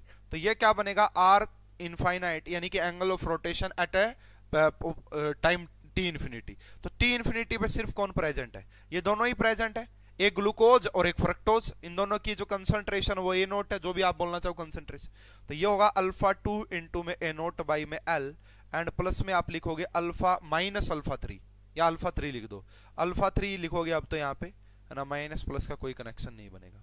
और जब आप यहाँ पे ये सारी वैल्यू पुट करोगे, ठीक है, यहाँ पे एक ही वैल्यू निकालोगे, यहाँ से देखो एक ही वैल्यू निकालोगे इसकी टर्म में, यहां से आप जो है x की वैल्यू निकालोगे, और जब आप फाइनली फॉर्मूले में पुट करोगे ना, इनकी वैल्यू निकाल के पुट कर लेना जैसे हमने बाकी केस में की है, तो आपके पास जो फॉर्मूला आ जाएगा वो आएगा 1/t ln, यहां पे ध्यान से देखना क्या आएगा, r इंफिनिटी माइनस में r नोट, एंड यहां पे आ जाएगा r इंफिनिटी माइनस में rt, v लिख रहा हूं मैं, लास्ट में नहीं निकाला था जो वही है सेम। यहाँ पे R का मतलब यहाँ पे एंगल ऑफ रोटेशन से होता है। दिस इज द फार्मूला, ये आपका अब 5th फार्मूला हो गया है जो आपको ध्यान रखना है। ये अब आपका फिफ्थ फार्मूला हो गया है जो आपको ध्यान रखना है। समझ में आई बात? समझ में आई बात? यस या नो? नहीं आई तो इससे अब आ जाएगी, इससे अब आ जाएगी। यहां पे देखो नेक्स्ट क्वेश्चन देखना क्या कह रहे हैं। नेक्स्ट क्वेश्चन क्या कह रहा है आप देखना यहां पे। Inversion of a sugar follow a first order rate equation which can be followed by nothing the change in a rotation of plane polarized light in the polarimeter if r infinite, rt and r naught are the rotations at t infinite, t is equal to t and t is equal to 0 then first order reaction can be written as। कैसे लिखोगे, कैसे लिखोगे, क्या formula आएगा? तो just अभी मैंने formula बताया है, इससे आपका जो है सी आंसर आ जाएगा कि आर इनफाइनाइट माइनस में R nought, R infinite minus में R nought and R infinite minus में आर टी। इस क्वेश्चन का जो करेक्ट आंसर आ जाएगा वो सी आ जाएगा। इस क्वेश्चन का जो करेक्ट आंसर आ जाएगा वो सी आ जाएगा। स्टूडेंट्स बोलिए, समझ में आ रहा है क्या आपको? समझ में आ रहा है क्या यहाँ पे आपको? चलिए अब मैं एक इसके ऊपर क्वेश्चन और दे देता हूं भाई। लो ये क्वेश्चन देखो, ऐसे क्वेश्चन भी आए हुए हैं, फिर आप कहोगे सर ये कैसे क्वेश्चन है ना। अब मैं इसीलिए पहले ही आपको करवा देता हूं, पूरे टेबुलर वेबुलर फॉर्म के क्वेश्चन आ जाते हैं भाई ऐसे, ठीक है। तो ये रहा। अब इन्होंने कहा है in the inversion of a cane sugar in the presence of acid polarimeter reading हमें ये मिली है, आपको रेट कांस्टेंट निकालना है। तो भाई हमारे पास तो सीधा फार्मूला हमें पता है कि T is equal to 1/T। हमें तो सीधा सा इतना पता है यहाँ पे कि T is equal to 1/T। यहाँ पे लिखते हैं ln, यहाँ पे हो जाता है आपका R इनफाइनाइट माइनस में R नोट, यहाँ पे हो जाएगा R इनफाइनाइट माइनस में RT। सब कुछ आपको क्वेश्चन में गिवन है। मैं इन दोनों को लेके इस क्वेश्चन का आंसर निकाल लेता हूं। देखो कि टाइम कितना 30, टाइम कितना 1/3 ln, यहां पे आप लिखोगे R इनफाइनाइट कितना है -18.75, माइनस कर देंगे इनिशियल वाला कितना है 46.75, ठीक है। उसके बाद नीचे करेंगे R इनफाइनाइट कितना है -75 एंड माइनस कर देंगे किससे, है ना, माइनस कर देंगे आपका 41, क्योंकि टाइम t तो ये 41। इसको जब आप सोल्व करोगे तो यहां से जो रेट कांस्टेंट की वैल्यू आएगी वो आएगी 3.12 इंटू में 10⁻³ पर मिनट। अब देखो यार, अगर आपको फार्मूले आते ना फिर कुछ क्वेश्चन बनता ही नहीं है। अगर आपको फार्मूले आते हैं फिर ये कोई क्वेश्चन नहीं है, अगर आपको फार्मूले आते हैं फिर ये कोई क्वेश्चन नहीं है। तो ये पांचों बड़े इंपॉर्टेंट थे, आपको समझ में आ गए होंगे। अगर नहीं समझ में आए तो भाई एक बार दोबारा से वीडियो को देख लेना। हाँ, मैंने इतना पिछली मतलब काफी डिटेल में एक्सप्लेनेशन दे दी है मैंने आपको। और सिंपली अगर कुछ समझ में किसी को कम समझ में आ रहा हो ना भाई, वो ये फार्मूले याद जरूर रख लेना।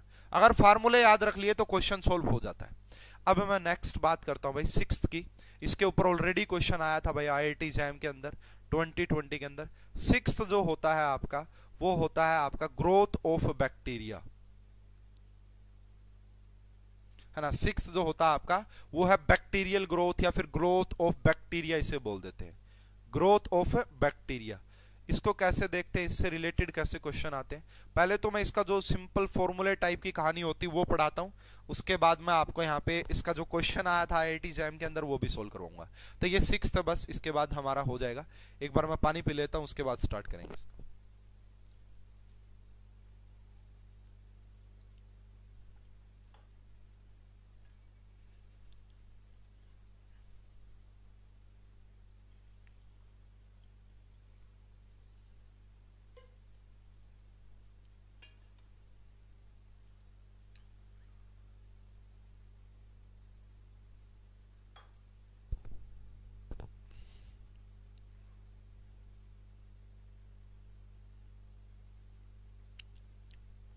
तो देखिए भाई क्या कहता है ग्रोथ ऑफ बैक्टीरिया। मैंने आपको जब मैं फर्स्ट ऑर्डर की रिएक्शन पढ़ा रहा था वहां पे मैंने ये केस लिखवाया भी था, ठीक है। तो यहाँ पे होता क्या है, अगर मैं बात करूं टाइम अगर आपका 0 है या फिर टाइम आपका ये है, तो ग्रोथ ऑफ बैक्टीरिया देखो बाकी क्या होता ना, रिएक्शंस जो होती हैं वो टाइम के साथ साथ उनका रिएक्शन जो है वो कम होता जाता है। यहाँ पे हम बात करते हैं टाइम 0 लिया एंड टाइम t लिया, एंड यहाँ पे हम बात करते हैं नंबर ऑफ बैक्टीरिया की। किसकी बात करते हैं, नंबर ऑफ बैक्टीरिया की बात करते हैं। तो यहाँ पे जो होते हैं वो A इक्वल, और ए किसके इक्वल होता है, इनिशियल कंसंट्रेशन के इक्वल। ठीक है, इनिशियली आपने ए, तो ये किसके इक्वल होता है, आपका ए नोट के इक्वल ही होता है। एंड यहां पे वो हो जाते ए नोट प्लस एक्स, क्योंकि बैक्टीरिया टाइम के साथ साथ इंक्रीज करते हैं। बाकी क्या थे, हम लिखते थे ए नोट, बाकी जगह हम क्या लिखते थे आपका कि ए नोट, इसका मतलब ये है भाई इनिशियल टाइम पे जो आपके बैक्टीरिया है ना, अपनी टर्मिनोलॉजी में ही समझ लेते हैं, वो कितने थे ए नोट। एंड बैक्टीरिया जो होते हैं ना वो टाइम के साथ साथ इंक्रीज करेंगे, तो ए नोट प्लस एक्स होते हैं यहाँ पे, ये बात ध्यान में रखनी। बाकी जगह माइनस एक्स पढ़ते हैं, यहाँ पे प्लस एक्स होते हैं। तो अब जब हम बात करेंगे यहाँ पे, तो इसका रेट ला अगर हम लिखे, इसका अगर हम रेट ला लिखें, तो वो क्या लिखेंगे हम यहाँ पे कि अब यहाँ पे प्लस लिख रहा हूं भाई, देखो मैं प्लस, प्लस क्यों लिखा मैंने, plus D A by D T लिखते हैं, क्यों, क्योंकि यहाँ पे जो बैक्टीरिया वो टाइम के साथ इंक्रीज करते हैं, इसलिए पॉजिटिव। वो किसके इक्वल आ जाएगा, ये फर्स्ट ऑर्डर की, तो वो किसके इक्वल आ जाएगा, के इंटू में ए की पावर, ये के इंटू में ए की पावर ये हो जाएगा जी यहाँ से।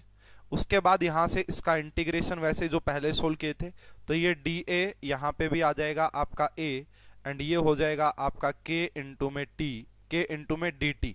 ठीक है, तो यहाँ इसका इंटीग्रेशन करेंगे ए नोट से ए टी, इनिशियल से फाइनल, एंड इसका इंटीग्रेशन करेंगे 0 से t।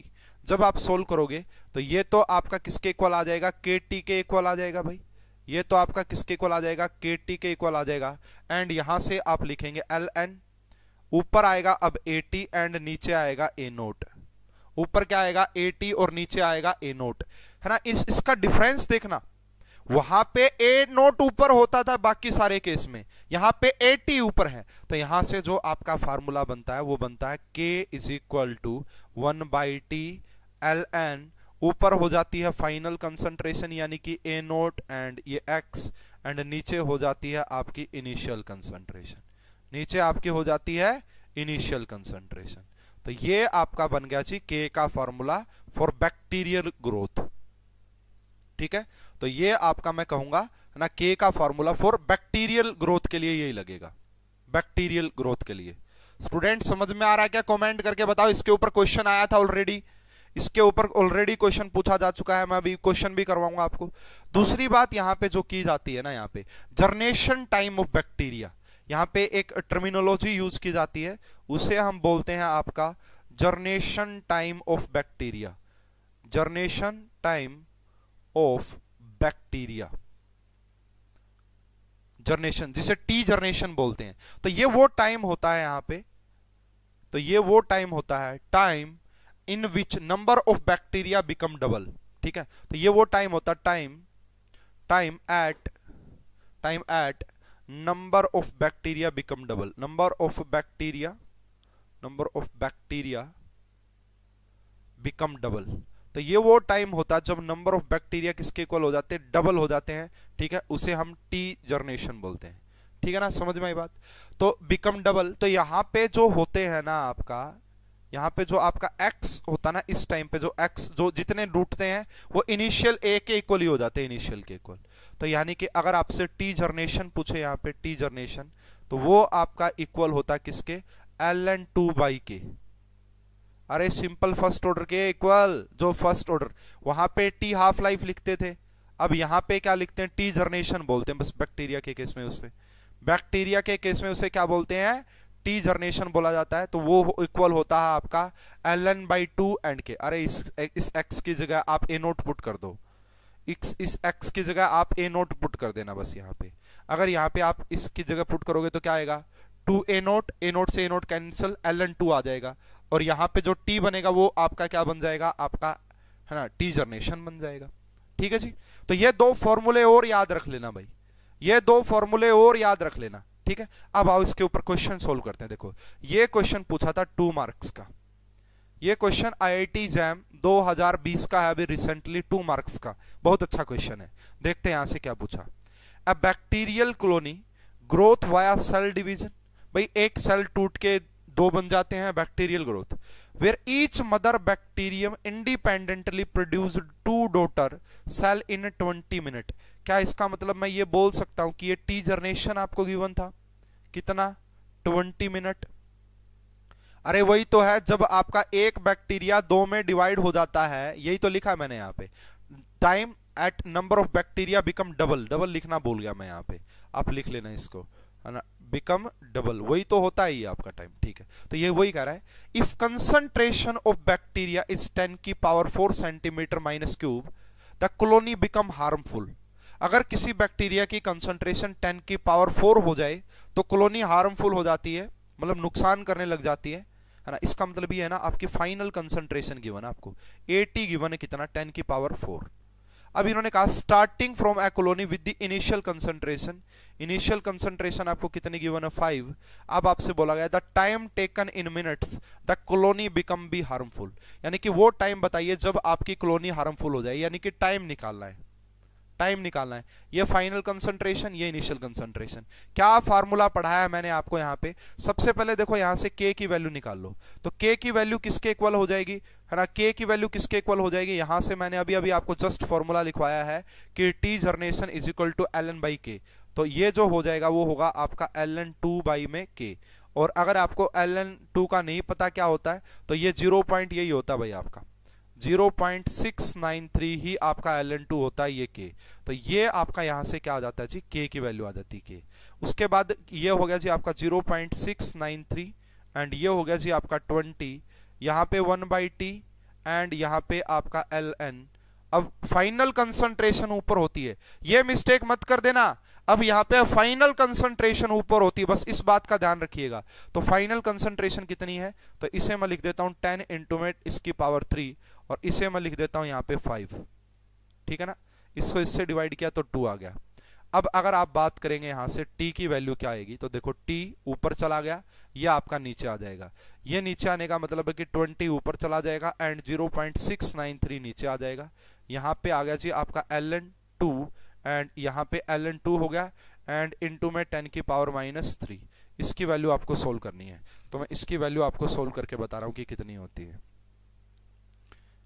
इसकी वैल्यू मैं आपको एग्जैक्ट कैलकुलेट करके बता रहा हूं कि कितनी होती है। तो इसकी होती है जी ln, चलो लोग 2 3 बार 0 1 2 3, हाँ ये, तो ये जो आएगी ना भाई यहां से इसकी वैल्यू, तो ये 20 एंड ये 0.693 इनटू में कितनी हो जाएगी, ये आपका 7.6 के आसपास आती है। 7.6 के बाद तो 0 0 लग रही है, इसके मल्टीप्लाई 20 से की और इसको डिवाइड किया 0.693 से, तो ये लगभग आंसर आ रहा भाई आपका 219.3, ये इतना 219.36। और इसका जो आंसर दिया गया था ऑफिशियल, वो भी मैं आपको जरूर बता देना चाहता हूं, इसका जो आंसर दिया गया था ऑफिशियल वो आपका दिया गया था 210 से लेके, है ना, इसका जो आंसर दिया गया था वो कितना दिया गया था, वो दिया गया था 210 से लेके 225 के बीच में। अगर आपका आंसर 210 से लेके 225 आ जाता है, इसका मतलब वो करेक्ट है, इसका मतलब वो करेक्ट है। तो क्या ये समझ में आ गया अपना, इसी के बीच में तो आ रहा है, लगभग 220 भी आप इसे लिख सकते हैं, लगभग आप 220 भी इसे लिख सकते हैं। तो ये था जी पूरा अपना डिटेल कंसेप्ट, मजेदार कंसेप्ट, है ना। ये देखो अब क्वेश्चन आते हैं यहां से, और ये क्वेश्चन जब आया होगा ना पहली बार, है ना, 2020 में ही पूछा इस टाइप का क्वेश्चन, तो बहुत सारे स्टूडेंट सोल्व नहीं कर पाए होंगे, बहुत सारे स्टूडेंट इसको सोल्व नहीं कर पाए होंगे। तो ये था जी अपना आज का कंसेप्ट। तो मैंने आपको ना देखो ये वाला 6th केस था, सारे केस मैंने काफी डिटेल में पढ़ा दिए हैं। ग्रोथ ऑफ बैक्टीरिया मैंने पढ़ा दिया क्या कहानी होती है, उसके बाद ये टाइम जर्नेशन क्या होता है, इस टाइप के क्वेश्चन कैसे सोल्व होते हैं। हालांकि इसे मैंने एक दूसरे मेथड से भी सोल्व, ये आपका ऑप्टिकल रोटेशन मेथड पढ़ा दिया है, एसिड बेस टाइट्रेशन पढ़ा दी है, ठीक है। उसके बाद रिडॉक्स टाइट्रेशन के क्वेश्चन कैसे पूछे जा सकते हैं वो पढ़ा दिया है, ठीक है। उसके बाद मैंने आपको सिंपल वॉल्यूम वाले पढ़ा दिए, प्रेशर वाले पढ़ा दिए हैं। तो देखो एक बात देखो आप, 2017 में प्रेशर से रिलेटेड पूछा है, 2020 में बैक्टीरिया से रिलेटेड पूछा है। अब जो क्वेश्चन आएगा ना वो बचे हुए 3 केस से आएगा। बचे हुए 3 केस कौन से, ऑप्टिकल वाला, रिडॉक्स वाला, एसिड बेस वाला, या फिर वो जो मैंने पढ़ा, आ सकता है क्वेश्चन आपका आने की पूरी संभावना है। तो इस क्लास में अगर किसी को कोई प्रॉब्लम है तो बता सकते हैं, नहीं तो फिर इसको एंड करते हैं भाई, ठीक है। हालांकि एक और टॉपिक है वो भी मैं आपको समझा देता हूं। देखिए हम फर्स्ट ऑर्डर के बारे में पढ़ रहे हैं, प्रोग्रेस ऑफ रिएक्शन के बारे में, है ना। Monitoring of the progress of reaction के बारे में हम पढ़ रहे हैं। यहाँ पे एक और टॉपिक होता है, हालांकि उसको ज्यादा डिटेल में पढ़ेंगे, अलग से उसको भी पढ़ेंगे डिटेल में, ऐसा नहीं कि उसको नहीं पढ़ेंगे, लेकिन अभी मैं एक और आपको पढ़ा रहा हूं यहाँ पे टॉपिक, ठीक है। तो ये अलग था कंसेप्ट आपका पूरा ही। पहली थी प्रेशर, प्रेशर से कैसे चीजें चेंज होती है, दूसरा वॉल्यूम, तीसरा आपका ये बैक्टीरियल ग्रोथ टाइप का। अब फोर्थ की बात करते हैं यहाँ पे, टेम्परेचर से कैसे, टेम्परेचर, इफेक्ट ऑफ टेम्परेचर। ये अपने आप में अलग कंसेप्ट है भाई, ये अपने आप में अलग कंसेप्ट है तीसरा, या फिर आप इसे एप्लीकेशन ऑफ फर्स्ट ऑर्डर में जो भी बोल सकते हैं। एक मिनट भाई। तो ये है आपका इफेक्ट ऑफ टेम्परेचर, कि भाई टेम्परेचर को इंक्रीज डिक्रीज करने से क्या इफेक्ट पड़ता है रेट पे, किस तरीके से। और ये भी फर्स्ट ऑर्डर, अब जितनी भी बात मैं कर रहा हूं वो फर्स्ट ऑर्डर के लिए कर रहा हूं मैं, जब मैं फर्स्ट ऑर्डर की बात नहीं करूंगा मैं बता दूंगा। तो देखिए, on increasing temperature, temperature increase करने से क्या होता है, नंबर ऑफ कोलेजन्स इंक्रीज कर जाते हैं, नंबर ऑफ कोलेजन ज्यादा होते हैं, ठीक है। तो on increasing temperature rate of reaction increases, and normally it is found that on increasing temperature by 10 degree Celsius rate of reaction increases by 2 to 3 times. तो लिखो इसको पूरा लैंग्वेज की फॉर्म में। तो on increasing temperature, on increasing temperature, अगर आप temperature को इंक्रीज करते हैं, rate of reaction increases, on increasing temperature rate of reaction increases, and normally it is found that, है ना, एंड नॉर्मली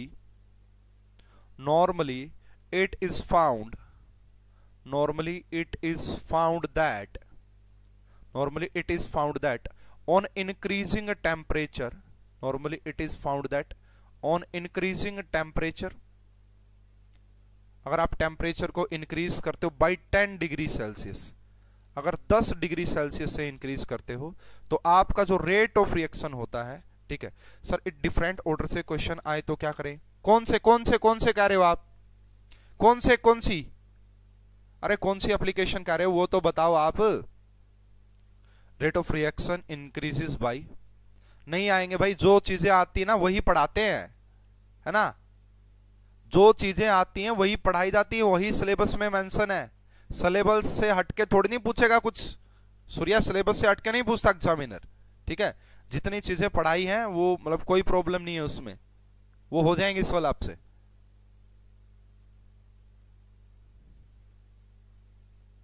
अब मैं आगे बात करता हूं, यहां पे देखो, इसी को हम टेम्परेचर कोफिशिएंट भी एक वर्ड यूज करते हैं। यहां पे हम एक वर्ड यूज करते हैं टेम्परेचर कोफिशिएंट, टेम्परेचर कोफिशिएंट। तो देखिए होता क्या है, it is denoted by alpha, it is denoted by alpha, Dino, it is denoted by alpha, इसको अल्फा से डिनोट किया जाता है, एंड डिफाइंड एज, ये होता क्या है आपका, defined as ratio of, defined as ratio of rate of reaction, पहले यहां पे लिखेंगे defined as ratio of rate of reaction, rate of reaction at two different temperature difference, and at two different temperature, difference by 10 degree Celsius, difference by 10 degree Celsius, ठीक है। Normally आपका 25 और 35 degree होता है ना। नॉर्मली यहां पे आप ये भी लिख सकते हो कि नॉर्मली आपका 25 एंड 35, नॉर्मली 25 एंड 35। तो इसका फॉर्मूला होता भाई आपका कि क्या होता है कि आपका जो ये जो आपका है ना रेट होता, रेट किसी रेट t प्लस 10, एंड यहां पे जो रेट होता है t टाइम पे वो इक्वल होता है किसके इक्वल, अल्फा के इक्वल होता है। वो किसके इक्वल होता है, यहाँ पे वो अल्फा के इक्वल होता है, और इस अल्फा को ही हम टेम्परेचर कोफिशिएंट बोलते हैं। एक आपने रेट लिया टी टेम्परेचर पे, आप एक रेट आपने लिया टी प्लस 10 पे, तो उनका जो रेशो होता है उसे अल्फा बोलते हैं, ठीक है। तो जैसे यहां पे अगर मैं बात करूं rate of 35 degree Celsius and rate of 25 degree Celsius is equal to alpha, वो अल्फा के इक्वल होता है। और यहाँ पे इसके लिए जो अल्फा आता है ना वो कितना होता है, लगभग 2 से 3 के बीच में होता है ना। ये आपका क्या होता है, ये जो अल्फा होगा ये लेके आपका 2 से 3 के बीच में होता है। इसीलिए मैं यहाँ पे कह रहा हूं आपको कि जब आप टेम्परेचर को इंक्रीज करते हो, जब आप टेम्परेचर को इंक्रीज करते हो तो रेट ऑफ रिएक्शन इंक्रीज करता है। ये देखा गया कि वो आपका, अगर आपने टेम्परेचर 10 डिग्री सेल्सियस से इंक्रीज किया है तो आपका रेट जो है वो 2 से 3 टाइम्स हो जाता है। वो डिपेंड करता है टेम्परेचर कोफिशिएंट पे, है ना। उसका फार्मूला ये होता है। इसके ऊपर मैं 1-2 छोटे न्यूमेरिकल करवाता हूं और आगे भी बताऊंगा, अभी पूरा सुन के जाना कि नेक्स्ट क्लास में हम क्या डिस्कस करेंगे। बहुत ज्यादा इंपॉर्टेंट डिस्कशन करेंगे कुछ, ठीक है ना। If rate of reaction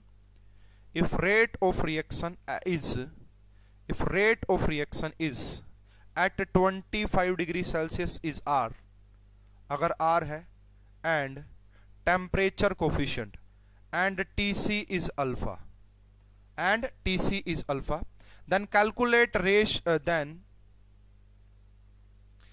calculate rate of reaction at 35, 45, 55 and as on. तो ये आपको निकालना, कैसे आप इसको निकालेंगे, इसका जर्नलाइज्ड फॉर्मूला निकालना चाह रहे हैं हम। जर्नलाइज्ड तो हमें पता है कि जो रेट रहा होगा 25 डिग्री सेल्सियस पे उसे आर बोला है, ठीक है। तो यहां पे अब आपको ये देखना पड़ेगा कि तो ये किसके इक्वल आएगा। अगर मैं यहां पे लिख दूं R35 बाई में R लिख दूं R25, वो किसके इक्वल हो जाएगा, अल्फा के इक्वल, है ना। तो यहां से R35 किसके इक्वल हो गया, अल्फा इंटू में आर के इक्वल, क्योंकि आर तो आपको गिवन है, इसके इक्वल हो गया, ठीक है। इसी प्रकार मैं अगर यहां से लिख दूं आपका कि R45 एंड बाई में R35, वो किसके इक्वल हो जाएगा, वो भी अल्फा के इक्वल हो जाएगा, ठीक है। एंड इसकी वैल्यू आपको कितनी गिवन है, इसकी तो अल्फा आर गिवन है। तो R45 यानी कि रेट जो 45 पे होगा वो कितना हो जाएगा, अल्फा का स्क्वायर इंटू में आर, अल्फा का स्क्वायर इंटू में आर। इसी प्रकार से तो हो जाएगा। अगर यहीं पे मैं लिख देता R55 तो वो किसके इक्वल हो जाता, आपका अल्फा का क्यूब इंटू में आर, है ना। और इसी में लिख देता ऐसे। तो इन जर्नल क्या फार्मूला बना, इन जर्नल क्या फार्मूला बन गया, इन जर्नल जो फार्मूला आपका बना वो क्या बना कि जो रेट होगा, है ना, प्लस टी प्लस में, है ना, डेल्टा टी, है ना, डेल टी यानी कि स्मॉल चेंज जो भी होता है, एंड यहाँ पे आ जाएगा आर टी, वो किसके इक्वल हो जाता है, वो हो जाता है अल्फा की पावर डेल्टा टी, है ना, अल्फा की पावर डेल्टा टी। एंड इसको डिवाइड कर देते हैं 10 से, इसको डिवाइड कर देते हैं 10 से।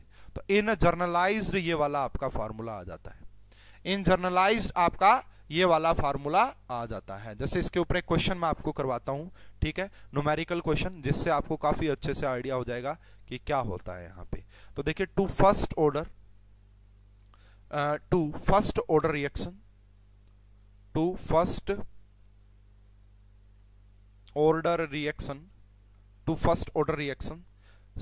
have same rate 25 degree Celsius, है ना। have, ये लिखो, अलग लिखो, टू ऐसे लिखो, two first order reaction have same rate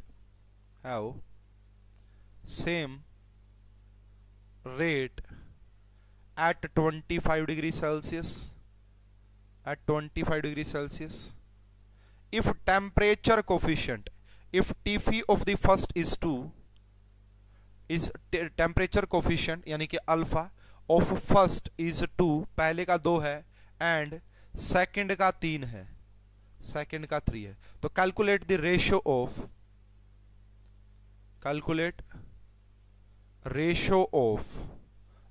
of rate of reaction at 75 degree Celsius, at 75 degree Celsius.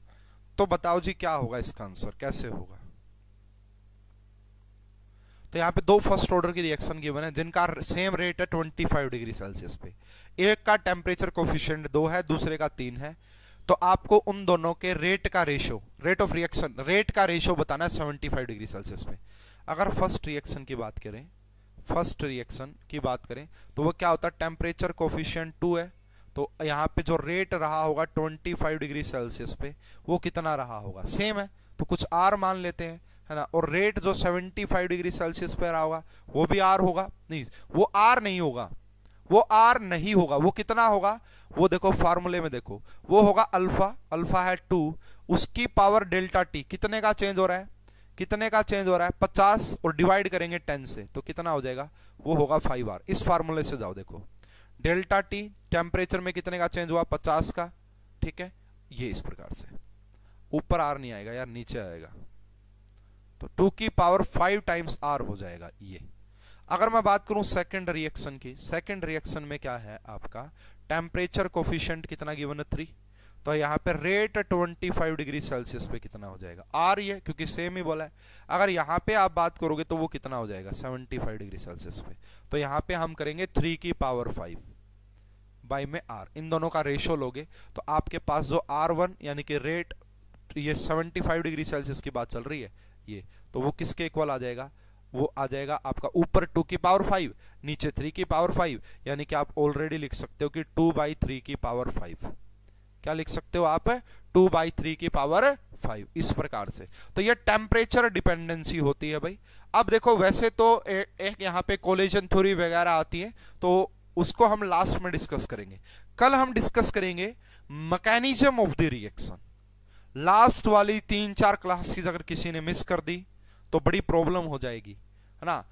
IIT JAM के अंदर 3 क्वेश्चन आए थे, 2021 के अंदर बात कर रहा हूं, 2 क्वेश्चन, एक क्वेश्चन सॉल्व हो चुका हाफ लाइफ मेथड, 2 जो क्वेश्चन आए थे वो नेक्स्ट 3 से 4 क्लासेस में कवर हो जाएंगे।